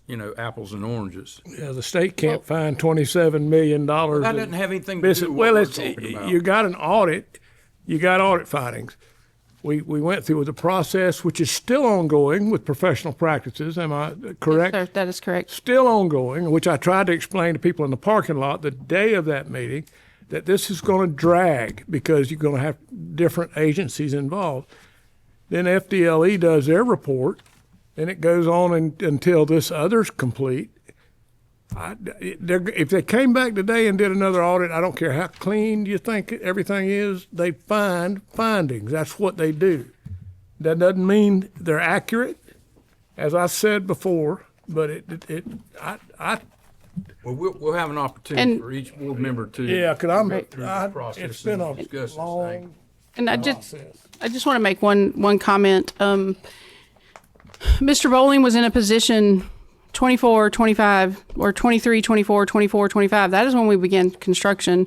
And I know that there were many times that he would go from Melrose to Crescent City, maybe even back, like multiple trips around the district each day. So, I drive 25 miles one way, and I know, I put an excessive amount of mileage on my car. So if I'm making multiple trips between schools, it's just going to continue adding up. That is all I just want to say in regards to, yes, it may seem an excessive amount of mileage, but he did an excessive amount of driving across the district in his job. Substantiated, with that, because all the construction superintendents told me they rarely even saw him at a site that Travis Woods was a boots on the ground. And I just don't see where that, you could drive. I drove back and forth to Gainesville for almost 14 years, you know, I understand commuting and the mileage. And also, I think it's important we point out that, you know, he was driving that vehicle home every day, back and forth for who knows from when, which was a violation of, you know, policy and knowing. So to me, he owes us money for that, for using that. And on top of that, in my discussions with a former CFO, Ms. Odom, she said she would ask him at the end of each quarter how many personal miles he had, which is mandated by the IRS to be reported because that's income, and he would say 0. And then she'd walk outside, see him get in his truck, and drive to Orange Park or Jacksonville, wherever he lived. You know, Phil, now you I just say wanted that- to- You know, I'm you, asking you you- said a while ago, you said the board. Now, I got to tell you, just your tone and the language, no wonder the guy separated from the district. I never talked to him. Well, I mean, but in meetings, the way things were conducted, I don't know. I don't know. This whole thing has I just want turned to into reiterate, the audit finding is around mileage reimbursement with the $6,199, and I'm presenting you information about mileage reimbursements. So the ones that are white, there's no evidence to support or not. There's either no fuel records, or the fuel records, the amount on the fuel records doesn't make sense as to like how that could be. I mean, like either the dates of the fuel records have extra days before, extra days after. I mean, I will tell you, I'm not going to go and look at every. I mean, we don't have the cameras doesn't save that long. I mean, so I'm just giving you what I see here is I don't know, like, again, like even on this one right here, like I don't know how the fuel record started on February 15th. Like he filled up then, but then the next time that vehicle was filled up at our pumps was on April 4th. And so, like, That must be the 2 months It's- of missing data that they were. you know, and so there's not any fuel records there that indicate that he received fuel. So So are we to, he did use the car he was issued or truck or whatever on the white ones too? I don't have anything that says he says that he drove his personal vehicle on some of these trips. I don't have anything that would definitively show that he drove the district vehicle on the things that are white. And there could be some that like, okay, maybe, but I tried to be as clear as I could on things that really lined up when I highlighted it in yellow. So, I mean, those are ones when I'm looking at it, the dates of the fuel records, the dates of the actual conference that seem to be a real possibility, but I don't know. I mean, that's all I can say, you know.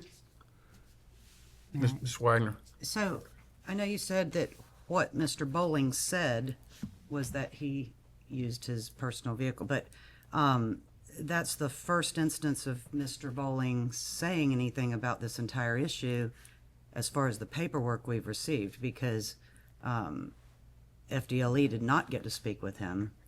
And, I mean, I'm just looking at the overall situation. According to FDLE, they did not say, I mean, language matters, they did not say there was no criminal intent. They said there was no evidence. Correct. Enough evidence. We all know that there can be something, as you just explained a minute ago, something could be, but there's just no evidence for it. You know, the reality is he paid the money back that he was given from the district. I have sat on, I mean, I've considered both sides of this, and there's some very compelling arguments for certain issues, but the reality is he paid this money back. I don't know of many instances where people pay things back that they feel is something that they shouldn't be paying back. I have a concern that I loved the fact that you guys hired an private, somebody outside to. We were, independent right, we were I was in the process of making those arrangements. They were going to be coming the Right, week and- after Thanksgiving. Right, and then he right, left. correct. And so there's no reason Right. to do that. So, you know, if we're looking at doing anything with these monies that he had paid us, I think there would need to be a independent investigation to determine whether that's appropriate or not. I understand your work, and what you're saying to me on this does somewhat make sense, but the problem now is a matter of trust, both for us and the community. There's been no other investigation as to things that are correct or not. And I didn't care for some of the way in various locations the FDLE reports were, to me, miscited, because they kept saying he was cleared or he was completely vindicated. No, it said there wasn't enough evidence to show criminal intent. Right. And that's what they found, and that is what it is. But I'm sorry, I was just looking for one more thing. They did state, even just, well, they were citing the audit that no criminal wrongdoing was identified in that portion of the audit, only potential violations of school board policy. So there's that school board policy was violated. If we're going to delve into the specific amounts, you know, does he get this money back? Was this correct or not? I mean, I think it's clear from both of these reports that there was wrongdoing that occurred. And that's the bottom line for me, is that there was wrongdoing. What we do about that, moving forward, if our policies are changed to where this doesn't happen again, that would, of course, be good for the entire district. But I want our community to trust us again, and I want our community to trust our employees. And what we do from here forward, at least my votes are going to be from that lens. You know, I want us to be looked at as trustworthy, and I've said this more than once, that transparency is key. And I appreciate your information here, and I just, you know, we'll see how the board proceeds on all of this. I don't know where we're heading. Don, you have any comments, or I'll answer questions. I mean, could you pull up that email that Ivo, the director, had sent to me, where You read it sent- for the record? I believe you sent the email to me You, and the the superintendent superintendent, and to Miss Whitehurst, and Correct. so I have that copy here. Could you just read his response when I was asking him? You know, I'd asked him, you know, explain to me the difference, and then he. Sure, I'll read it. It says, sorry I could not get back to you on this sooner. Things have been very busy with us lately as we try to meet the March deadline. I had a chance to go through the FDLE report, and based on my understanding, it does not appear to contradict our finding. It appears to, 1, highlight the facts of the finding, and 2, draw a conclusion on their criminal investigation. The report appears to indicate that no evidence was developed during the investigation to establish criminal intent on the part of Mr. Bowling, and that, quoting, the discrepancies appear to stem from deficiencies in district controls, documentation, and monitoring processes, as noted in the Auditor General's report, rather than deliberate fraud. End of quote. I must note that our audit procedures did not include an investigation of whether Mr. Bowling committed fraud. Also, our audit scope and procedures may differ from those of the FDLE, including but not limited to the different documents reviewed. And while the report highlights vouchers totaling $642.53, it does not appear to question or dispute the erroneous payment of $6,199 for mileage reimbursement claims noted in our report. Please let me know if this helps and if there is any way I can be of further assistance. Well, I like where he said that there was no definitive measure from them. So based on what I see from FDLE, I don't have a problem with it. And I don't, and I go back to 10 or 12 years ago when a husband and wife couple out of county were working here, and the lady didn't like driving the county car that had permission to drive, and so the husband drove the county car that was assigned to the wife, and that was front page news. It was, you know, a lot of things do happen, but you know, I just think this whole thing has gotten a life of its own. I mean, you get people in the community that think, yeah, go get this guy and throw him in prison. Do what you're going to do with him. I think it got further than it should have gotten, and more press than it probably. Of course, I know that sells papers if you got people want to know what happened, and that's fine. I understand that, but I've known this kid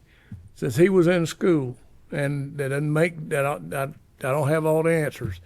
I watched him when he went on out of high school and went into the military, and then came back and worked here and his whole career, and I was over here at the old county commission room when Jeb Bush came to town to congratulate him from taking Mosley from an F to an A, and brought all the state officials in, and how proud everybody was. And I just don't think it's in him to just outright do something like that, but I'm just one voice. You know, so I don't know what the board will vote to do, but it'll be up to them.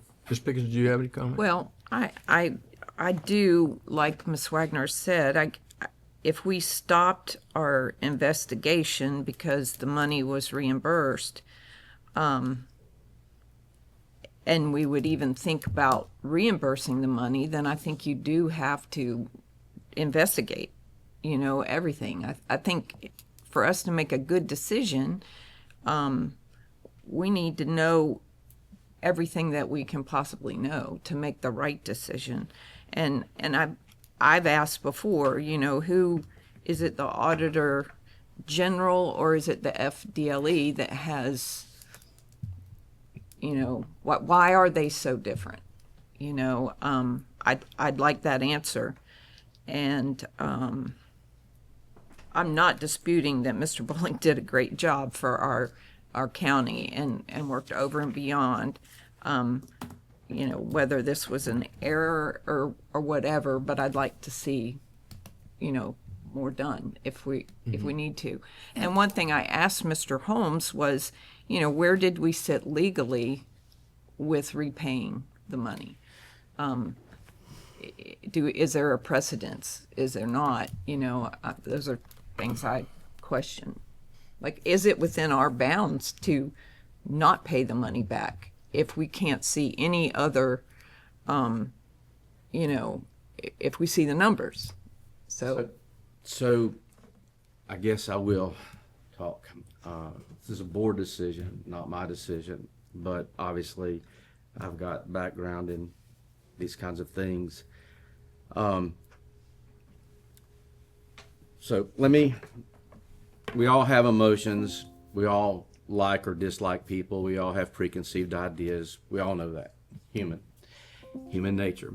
But when you're making decisions of the type that you're making, or type a jury makes or a judge makes, you know, the facts are what you have to rely upon. Not whether you like somebody, don't like somebody, you know, think they might have done something else or whatever. So let me just tell you what I see. And I'll start by concluding. They say when you make a statement, you should say what your position is and then say why and then state it again. There's a lot of truth to that. I agree with the comments made that indicate that we have a lack of certainty based upon the evidence that we've seen. The most detail I've heard from anyone about the charges has been from Ms. Whitehurst. Her study of the fuel logs. I remember we didn't have a vehicle log, to the best of my knowledge, right? Correct. So, you know, her study of the fuel logs is the most information I've seen on the charges, other than the 4 which FDLE documented through toll records. So, And as I think you noted, there's not a statement from Mr. Bowling in any of the reports that I have. The FDLE indicated that he had hired an attorney, and the attorney had called and said Mr. Bowling wouldn't be making a statement, explaining, or wouldn't be making a statement. The auditor's report doesn't reference a statement from Mr. Bowling. So you, at any place that I've seen, so you don't have a statement from Mr. Bowling. I did note that what you have said, and that is the auditor's report did in fact assume that the whole $6,199 for mileage reimbursements was erroneous. It says, and the quote is, the district employee assigned the vehicle was erroneously paid $66,199 for mileage reimbursement claims related to the district vehicle use, but it doesn't say how they arrived at that conclusion. It doesn't give me anything other than a conclusion to work with. Are you aware of something different, Ms. Yeah, I mean, Walker? it's when I went through and went into Skyward and pulled all of his, because when someone turns in a travel reimbursements, it's scanned, it's attached to that person. And I went in and I pulled every single one. And when I put them in the spreadsheet, it came up to $6,198.76. So when I read the audit report, I read the conclusion, but I didn't read a basis for the conclusion. And that's just fact. You know, I understand we all have ideas, thoughts, suspicions, but that's the fact that I saw. Also noted that, and I'm just, again, I guess what I'm highlighting is the lack of definitive information, and maybe, if you choose to, the need for a little bit more in-depth inquiry. But I also noted that the vehicle use, 31,149 miles, was over a 10-month period. The gas reimbursements was over a 63-month period. There was not a correlation. So they had the vehicle being used, 31,149. I just did some quick calculations while I was sitting here listening because I had to keep my mind busy with this sort of thing. If you went 10 months, which is what that amounts to, and you figured a 22-day month, which is a round off, 4.3 weeks in a month, technically, that'd be 141.58 miles a day. Now, I'll leave that to you to decide whether that's reasonable or not, but that's what the mileage is. The reimbursement of $61.99 over 63 months, I don't know that it's relevant to try to average that out, but if you did, it'd be on the same formula that I used before, 22 days in a month. That'd be roughly $4.47 a day on the reimbursement for the 63 months, because they are, as I said, they don't correlate. The time for the reimbursement and the time for the mileage don't correlate. So the FDLE report, and I'm not drawing a conclusion from that. I'm just stating that it raises more questions than gives me answers if I was looking at this from the perspective of where I go. Now, again, David, to kind of to your point, and don't misunderstand this, I'm not trying to oversimplify or talk down to anybody, but it helps me to put things in context when I'm looking at things. So,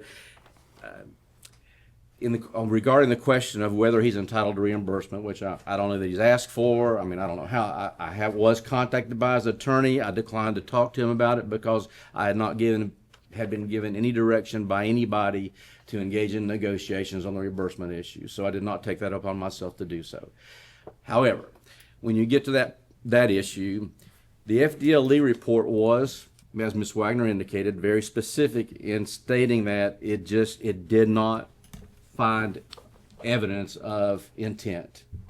It did find 4 instances where they documented that the district vehicle was used and a travel reimbursement form was submitted. But as you know, it indicated that the forms were filled out by an employee. The form does not have a blank on it to check use of district vehicle. It only had three options.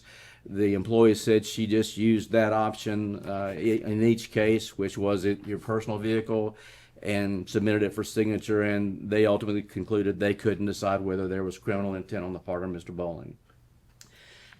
That's not to say that he wasn't overpaid. And I liken it kind of to the situation where you go to the grocery store and you buy stuff and you're supposed to get $10 back for change and you get 50.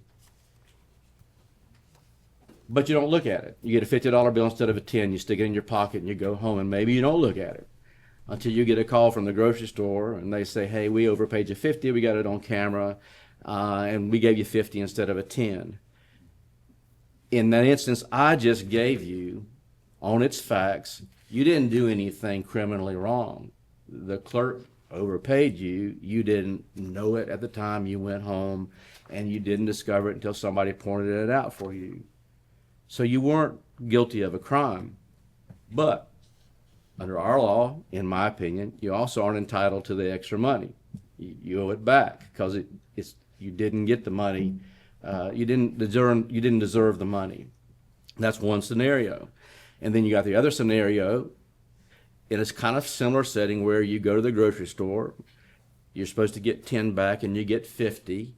You know it. When you look at it, maybe they give you 5 10s instead of 1, and you look at it and you say, my good, I just made $40 and stick it in your pocket and go home. You owe the money back, but you also took that money with the idea of taking someone else's money and making it to your use. So those are the big distinctions there. It's not a question of whether you owe the money back in those two instances. If you got overpaid, it's a question of whether or not you did it on purpose. And I think that's what FDLE, as I read FDLE's report, and it's a fairly brief report, in all fairness, I think what they said was, look, you got 4 instances where he definitely got the money, but we can't say whether he got the 5 10s or he got the 150, whether he put it in his pocket not knowing it, or whether he knew when he took it that it was wrong. My simplification, but that's the example that I use. Mm-hmm. So from the FDLE report, I don't think it says that he didn't get overpaid on the other charges. It doesn't say anything about the other charges, really. It just says it documented 4 instances where, through the toll records and the pictures, they could see that he was driving the district vehicle and he submitted, or he signed a form requesting repayment. Similarly, the audit report just draws a conclusion that they were all erroneous. The most information, quite frankly, that I've seen bearing on the question was what Ms. Whitehurst just presented, based upon her examination of the fuel records. So, from a standpoint of criminal intent, again, just my opinion, but I have a background in prosecution, and I have a background as, in determining who got prosecuted. And I don't see how you would prosecute Mr. Bowling on the evidence that they're presenting. There may be more that I don't know about. But on the evidence that I see, I don't know how you would establish criminal intent with the employee saying she submitted it, she checked the box. You can argue about whether he should have read it, whether he should have read it more closely, whether he knew whether he drove anything recently. You can argue all that. But if you're going to prove beyond and to the exclusion of a reasonable doubt criminal intent, it'd be a case that I'd be concerned about taking to a jury or a judge. Now, whether or not he got overpaid, as I said, the most information I've seen on that point has been what Ms. Whitehurst provided, and I don't think FDLE provided anything, and all the audit report provided was a conclusion. Maybe more, but I don't know what it is. So, Can I share one more thing? So, when I started all of this process, I reached out to Ivo, who is the Attorney General, like he's the lead. He's a district director, Yeah, I think. thank you. And then Yemi, who was actually here involved in the Auditor General. right, involved in actually going through things. And so I asked for the records that they used in this finding. And the fuel records that they gave me, and this is what I was given copies of, which are the valet and the toll invoices. And then they gave me a fuel report for vehicle 277 that went back to November of 2020. Mr. Bowling didn't have that vehicle assigned to him until 2023 after Mr. Chastain left the district. And then that's when the vehicle, he went from 174 to 277. So based on the information that I was given by the Auditor General on the information that they looked at, they didn't look at fuel records for 21, 22, 23 on vehicle 174. If they did, they didn't give me a copy of that. I did that part on my own.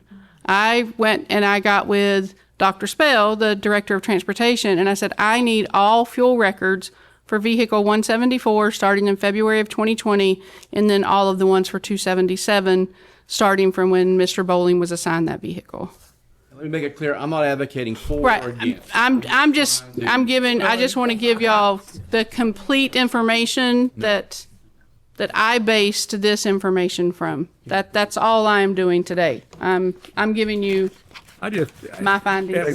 At what point, do you finally say, we're going to move on to the next? Because the same people that push some of your buttons in the community push my buttons, and yeah, they'd like to see somebody put in prison or something.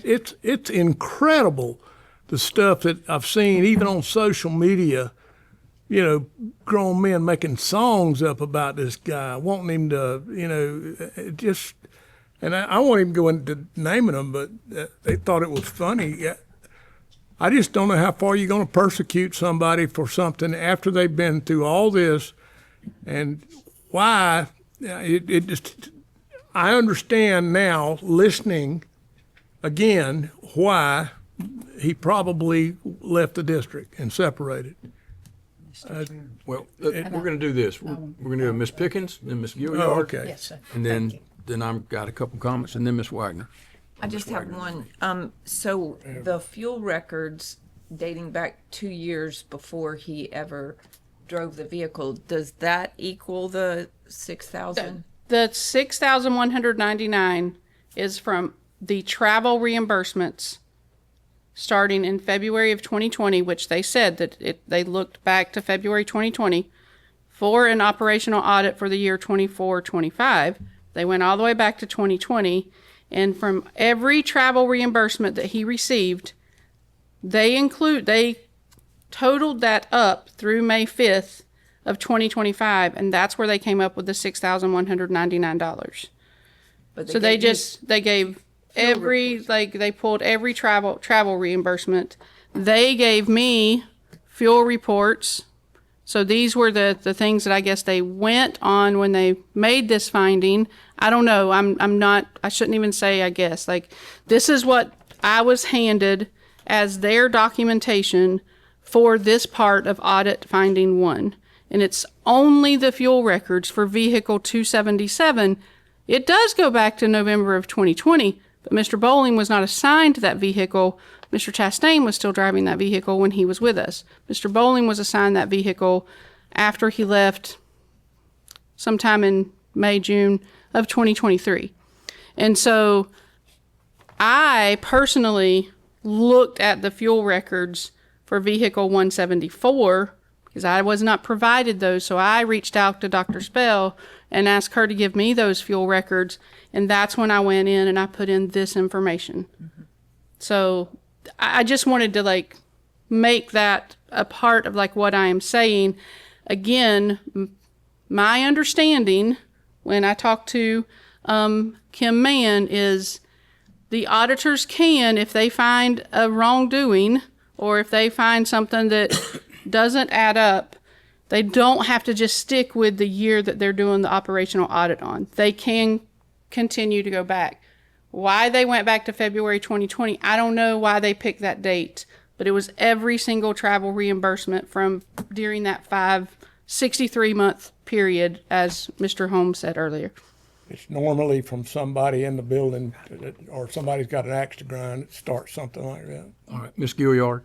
I'm just going to comment on, well, first of all, thorough job, and that helped open my eyes to a lot. But the report that the Auditor General gave, 5 erroneous acts, that's what they found. they said no criminal intent. In a court of law, Matlock, most especially, because that's what I watch. No, I'm serious. I thought you were calling Don Matlock. No. Oh, no, I'm not. Oh, okay. I'm just saying. Called me worse. Yeah, me too. They use the term, the facts. You state the facts, and that's what they go on. And the fact that you're telling us that the highlighted area, It's in red. they saw it, it matched up everything. The others, you said to us, and if I misquote you, please correct me, that there is not enough evidence to say did or didn't. I don't have anything definitive. Right. Some are possible, some make no Right, sense at right. all. So that's And- why some are in yellow, some are still not highlighted at all. And so my question is to us as a board, are what we're trying to determine today, not criminal intent, because that has already been spoken, what we're trying to determine today as a board, do we reimburse or are we going over something that's already, as far as I'm concerned, been stated? I don't think it's on this workshop for y'all to take action. This is just presenting information for us to for y'all to have hear. whatever discussions you hear, and then And I then when believe we it make a could decision, possibly be re-agended okay. at the next We're board gonna- meeting. And we'll continue to have people come out of the woodwork and do what we're doing. Yeah, okay. Thank you. Thank you for the opportunity. I just wanted to ask one question. When did the reimbursement issue actually first come up? When The audit. for us, like from Mr. Bowling, or like the reimbursement, for the idea of us to reimburse him any of this money. he sent a letter to us. Okay. And my concern here too, and this is why I think we need to have it investigated from an outside agency. I knew in early March that this was already being discussed. And I reached out to Jonathan because somebody had reached out to me, a couple people, and wanted me to know that we were actually somebody was discussing reimbursing him. I reached out to Jonathan, I think it was March 9th, and by phone, he asked me to put it into writing. So I did on March 9th, I believe it was. And the very following day, I believe, is when Mr. Bowling's letter. Yeah, I mean, and he had reached out to me, and he was having conversations with me about letting me know that he no longer had the attorney. Mr. Bowling. Mr. Bowling, yes, yes, and that what would be the process if he wanted to try to get a reimbursement of the difference between what the FDLE report had and what he had paid back. Now, I will. Again, it's optics. I Right, guess that it word. is. It's optics. It is. I reached out before he ever sent that letter, and like within a couple of days, that letter was officially in the district's hands. But I knew about it. I didn't reach out to Jonathan right when I found this out.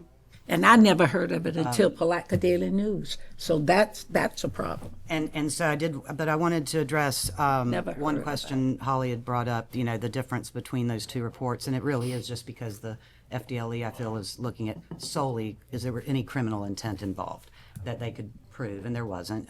The auditors are not looking at criminal intent at all, basically. I mean, that's the way I read it. And David, just to touch on your point about us dragging this out, said this earlier to somebody. I don't think that we are dragging this out. I don't think this would have been an issue had it not been a request. So because it's been a request to reimburse him this money, we have to address it. I mean, I really, really liked Mr. Bowling. I mean, I still do if I saw him, but he was extremely helpful to me. He was always respectful, and the whole situation has bothered me personally.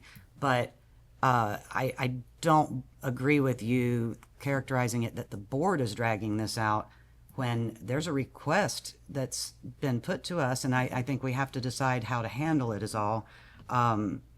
But just because, and Sandy, just because there's no criminal intent, that does not mean there was not improper acts. Oh, no, So we no, are- I don't, so you my get whole- no disagreement with me there. Yeah, I my agree. whole thing is just, if we're going to consider this at all, which I think, there's a request, I think we have to consider it.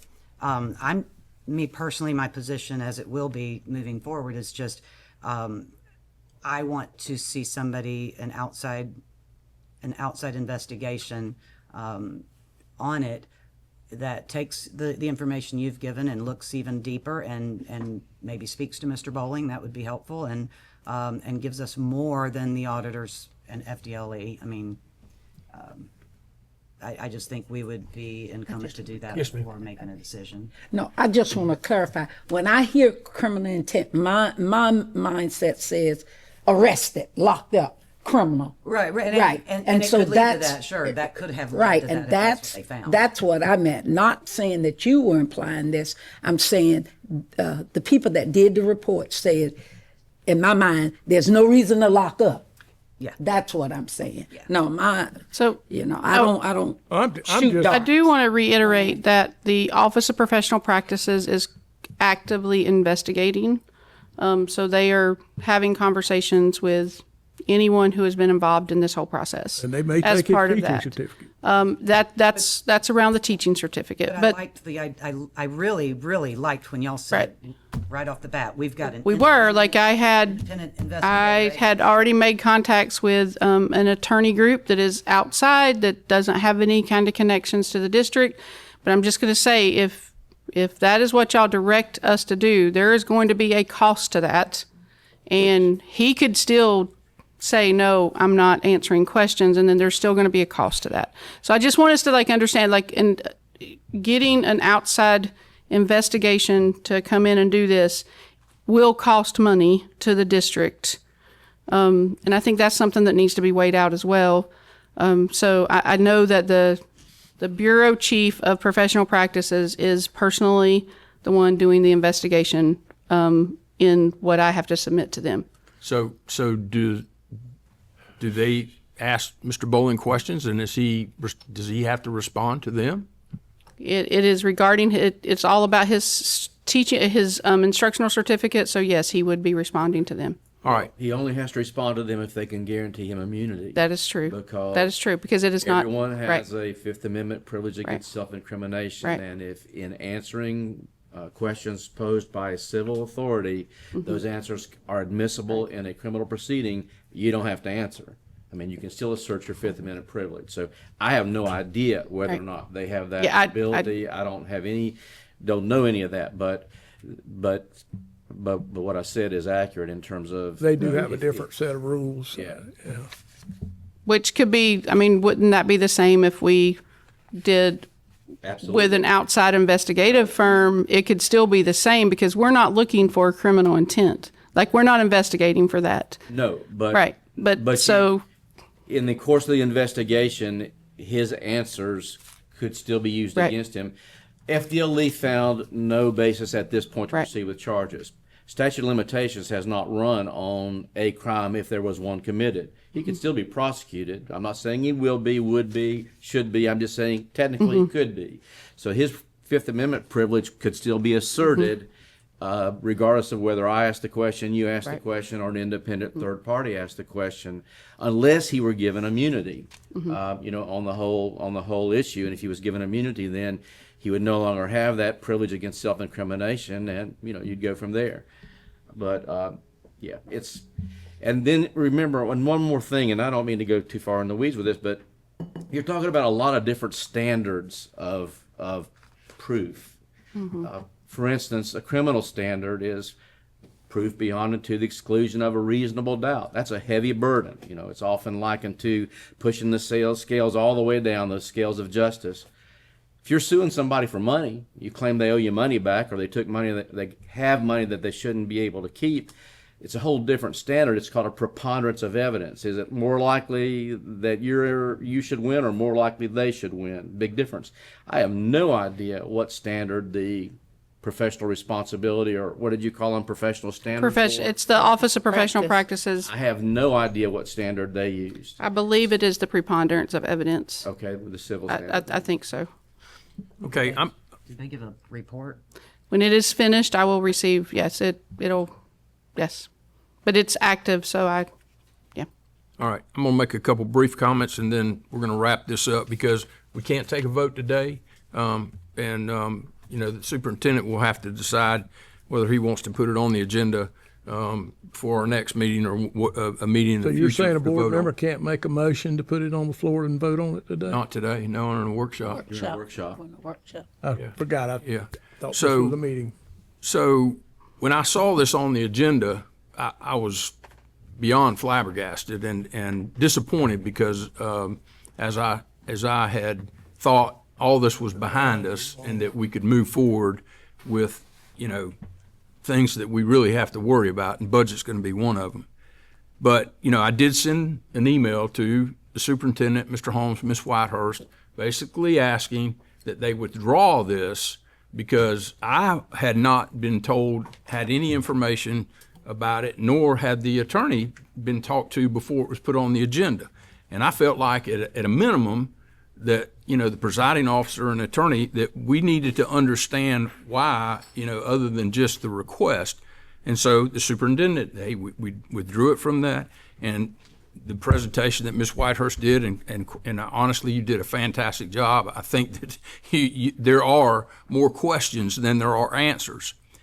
During this whole process, starting back in August of last year, when we had the meeting, which was kind of the meeting that at the conclusion of the audit with the four, Yemi, the lead auditor, and the other three auditors who are, all CPAs and all have, tremendous amount of experience in auditing, made the report. The chairman's there, and then the superintendent and the administrative staff. When it was brought out, and Mr. Bowling was in that meeting, and they pointed out their finding, he was surprised but offered no comment, and that's fine. So from that point forward, I can't tell you, countless phone calls with Yemi about their investigative process. How'd you do it? What'd you do? Now, I'm not going to go into all those conversations, and I'm not going to talk about them because there were some things that came that in their interviews with Mr. Bowling resulted in them doing more investigation and going back, 5 years. You can just connect the dots. But irregardless, and I didn't know Mr. Bowling before I ever, was elected in this thing, and I don't have any axe to grind with him or anybody else. But, and I don't think that maybe there wasn't any criminal intent. I don't have enough information to make that decision. I don't think any of us do. The one thing that I do feel that is very blatant and that just I don't understand how this could how it could that an administrator that basically works out of this office and irregardless of the fact that he was commuting back and forth 50, 60 miles, or 120 miles or whatever round trip a day, that 2,313 gallons of fuel at a cost of $6,759 could occur in that short time frame.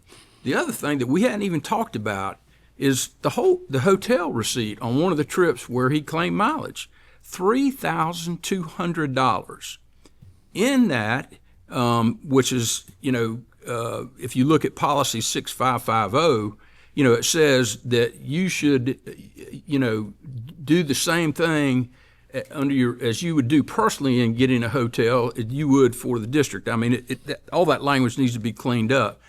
But essentially, I don't know, maybe on the salaries of the administrators get that they can afford $1,000 a night hotel rooms. The other part of that, which is the second part of this policy, it says the district won't pay for any relative to attend, and pay the expenses. So there were two people, and the receipt from the hotel shows that there were two occupants. Who was it? Was it a family member? Anyway, there's so many different things that I see here that just don't add up, that had Mr. Bowling, not resigned and could have sat and explained these things, and said, well, here's, been part of the process to, get to the truth and understand, whether it was an intentional or unintentional, never happened. So we are stuck with what we are here now. Believe me, I was not looking forward to this, and I would have never brought this to the board. If he feels like that that he's owed repayment, then they should file suit against the district and then things will come out, because there'll be depositions and there'll be people under oath that will have to testify for those things, and maybe we can get to the bottom line and find out exactly what happened. So that's kind of the reason why we having this workshop today, so that we don't have to have this same thing at a regular board meeting. And so between now and if it's re-agended, I would encourage you to, if you have questions of Ms. Whitehurst, and I would love for Ivo, the district director for the Auditor General, to come down and meet with us and go into a more formal explanation of some of these things that maybe we understand. But I would never question what that audit team did, and then the things that I found out through discussions with them, why they did it. And again, the chairman of the board under any audit is the point of contact with the superintendent. And so that's all I have to say. And so I don't think there's everybody's had their. I think everybody knows how they feel and whether they need additional information or not. And so we'll just see where it goes from here. Well, when you make all the phone calls you make as the chairman of the school board, and Mr. Holmes could have to tell me more about this, and what I feel like you may be exposing the district to liability as a board. Now, I don't know that, but if I were to go out and start calling people and trying to find information, I'm just concerned that if you're going to let this thing sit and you're not going to put it to a vote, and you can't put it to a vote because it's not a board meeting, then I listened to your tone, and I listened to. Well, it's upsetting to me because I think that I know there's why he thousands resigned. of dollars. I never talked to him about this. Not just your. Well, he never talked to me. He never heard my tone or anything else. When you talk to people, it gets back through channels, and but it doesn't matter. I mean, I don't always hit the ball over the fence. Everything I do, so it's. Well, the discussions and the telephone calls I've had with the audit team was based on things that they brought to my attention, and I wanted to understand who, what, where, when, and why. And and there was a difference of opinion even on the audit team about the fraud issue. But as the district director in his email to me said, they weren't investigating fraud. They were just looking at numbers and financial things. So instead of focusing on the good things we're doing in the district, we'll get another day in the paper of a picture of like we've been having of Mr. Bowling. Then you'll come back at another date and we'll get another good picture and take away from the good things that are happening with the kids in the district. And I think you need to go up or down with it and be done with it. And it looks like you got the votes to, if we go to a board meeting, to not reimburse it. I mean, it's just the way it looks to me, but I don't know that. So. Well, I can't agree with you more about we have more important things and there's good things that are happening. But I didn't put on the agenda without talking to anybody the reimbursement, because that just opens up the whole can of worms again, which is exactly what I knew what would happen. It just drags it out. Yeah, it drags it out. I didn't want that to happen. And over $5,500. I think it's ridiculous. You're going to the same people with the fussing about the bond issues, calling again and eating up social media. So it's all, instead of kids getting awards.